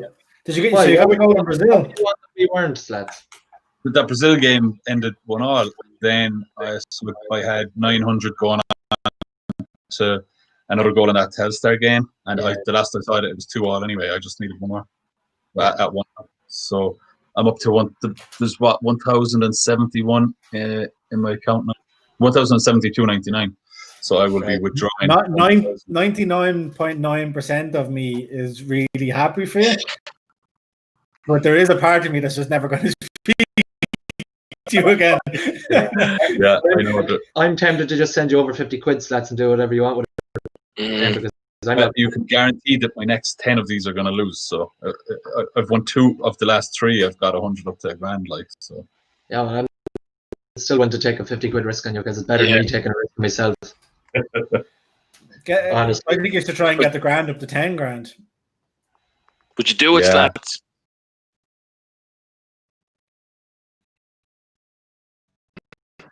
See how peer pressure works. Do it. Yeah. Do it. You think up to $1,000, keep going with it up to $10,000? Yeah. You're already up 2,100. Like, there's nothing to. You can't come on and boast and then pussy out. Like, yeah, I'll try it. Talk about what an after timer. Well, yeah. No, really. And I mean, $10,000 is exactly. I've been winning, but we'll put on all our money on Haaland getting our shot on target and not win. Sound. Well, that wasn't my call, to be fair. I mentioned my Brazil game. When you took the credit for my Serie A first half goals. I'm gonna go back to. I got the credit. I shot the sheriff, and there's a sheriff's role there, and you're the gatekeeper, Slats. We just throw out the ideas. You're the one who makes the ultimate decision. Like, the only bet I'm having this weekend or so are Slats advised bets. So. Yeah, good call. So before we wrap up for the night, guys, Slats, do you have any NBA guaranteed wins you want to share with us? I wouldn't say guaranteed wins by any stretch. But, I have them, but I'm not giving them to you. yeah, I'll tell you on Tuesday. There was a few I was looking at, all right. So I was thinking of doing a double on Charlotte to win with Gordon Hayward to score 20 points or more is 2-1, and doubling that with Sheikh Milton 15 points with Philadelphia to win. The wins have been erratic, to say the least. Like, there's a lot of underdogs winning. I think the Sixers are one team you can kind of rely on. They're 8 wins from 9 home games. They're playing home to the Celtics, who are second in the conference. The Sixers are top of that conference. Sheikh Milton's been scoring plenty. So it's 15 points for him. Just to go through his last few games, he scored 16, 28, 31, 24, 19 in his last 5 games. Now, the Celtics wouldn't be conceding as heavily, but I still think 15 is good value there, 2-1. So the two of those pay just shy of 9-1. What was the first player? Sorry, the first one was Gordon Hayward and Charlotte to win. Now, that's probably my bias of just kind of expecting the worst from the Bulls, who they're against any team. So, and Hayward's been scoring well. He moved there from Boston this season. He's been scoring well for the Hornets. They're on like a 3-game losing streak, which, you know, the way you can kind of use that to put you off a bet or to swing you. I'm going with it, putting me on the bet, because I think they need it more than the Bulls. The Bulls have won a few games. They're playing in Charlotte, so I think the Hornets need it more. So that's a 10-1 shot. In terms of safe bets, I like Paul George to beat his rebounds spread over 6.5. He's made 7 rebounds in his last 2 games for the Clippers. They're playing home tonight to Oklahoma City Thunder. The Thunder allowed the most rebounds of any team per game so far this season. So you'd be expecting players to be, up hitting above their average. I think George's average is like 6.3 rebounds this season or something. So to do over 6.5, I think seems like a good shout. He's 11 to 10 to do that. And then the other one I was looking at, I was talking to PK about the Nets getting bet by Cavs during the week. So they're playing again. They've a double header in Cleveland. The Nets lost in overtime during the week, and Harden made a triple double in that game. And we were saying Irvin scored 30 odd points, nearly 40 points, I think. So their big players were performing well. They lost in overtime. They can't really afford to lose again. They're 2-5 for the win. I just think they have to win it. And Harden's already made 2 triple doubles since making that move. For him to just make a double double, so he's obviously going to get the points. So for either to hit 10 rebounds or 10 assists, and the Nets to win is 7-5. And I actually think that's probably the best value of any. Some jumping odds, considering, like you said, the points are like, I'd say he must be. If you back get it him to all, score the points, probably about 1 to 50. I have to say, if it wasn't on so late, and if I knew a little bit more about it, and I think I'm gonna make an active, choice or whatever decision to try and get more into it once the NFL starts to get more into the NBA and track it a bit more. But I don't think there's a better bet than a double-double like that. I love backing it, and you're just like enjoyable. You're just like, get the rebound, score the point. It's just good. I mean, you never have it down. Apart from when you get subbed off, and then you're just like, put them back on. You know what? This thing with the NBA, I'm watching the way they take the players off like that. Yeah, I was watching the Michael Jordan documentary. I'm only halfway through it, and there was the part, I don't know what happened, where Scottie Pippen he's off the pitch and he picks up the chair and horses it back onto the court. And I was actually thinking that myself. I was like, the fellas who got him backed and he gets subbed off and he just fucks the chair back out. You're just like, that's exactly how you'd be feeling if you'd backed him to get overpointed. He'd been pulled out early. Big time. I had Vucevic for a double-double there for Magic during the week. And after 8 minutes, he had 9 points and 7 rebounds. It was just like, no, they went on to lose the bloody game. Which was that in the WhatsApp group, lads? I don't know if that was. I didn't see it. What this losing bet to them? Yeah, I had $5,000 on that. If I put every one of the bets in the WhatsApp group, it'd be a mess. But his double walked in. They went on to lose the Knicks, but it was still enjoyable to kind of watch that part of it come at least. And then just one other bet that I will regret if I don't mention it, because I was just flicking through the kind of what's odds on that Betfair section. Chris Farrell to score the first try and Munster to win is 60-1. I think that's worth €2. Do you know what's getting me now is that between all the bets we've called out at the end of this show for the weekend, there is just millions to one to be had. So I'm going to give one more that I think is overpriced, but it's a little bit it's something you stick a $5 on and hope for the best.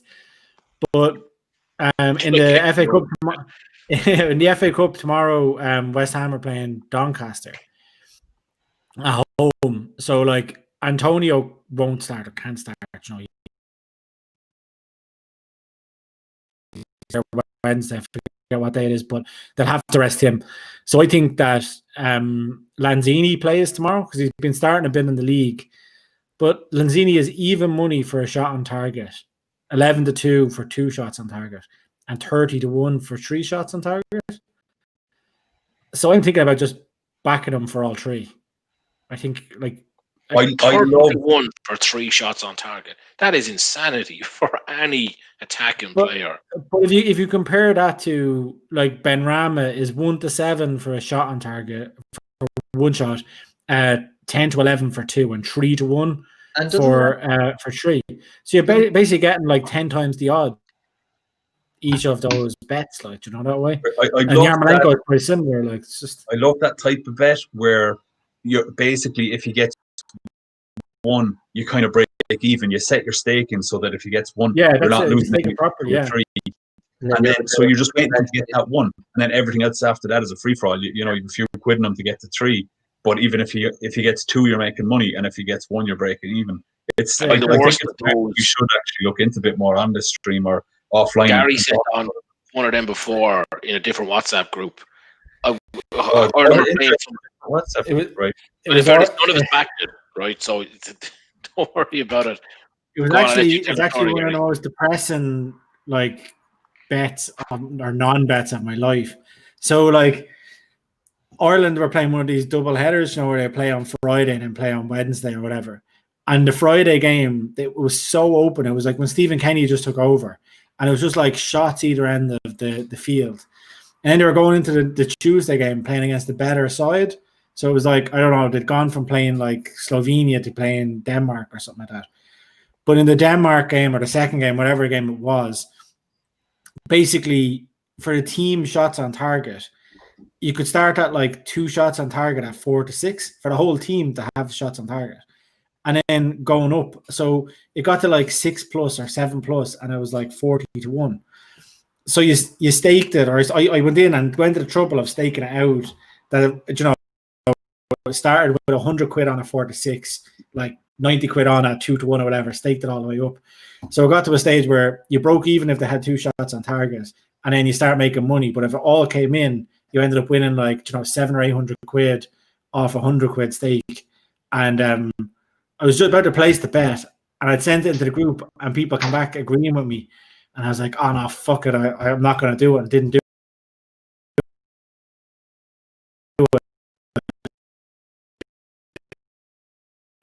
it. Like, but I ended up coming in. I think in the game, the away team ended up having like 9 shots on target. So if you even went above what I did, was it Bulgaria?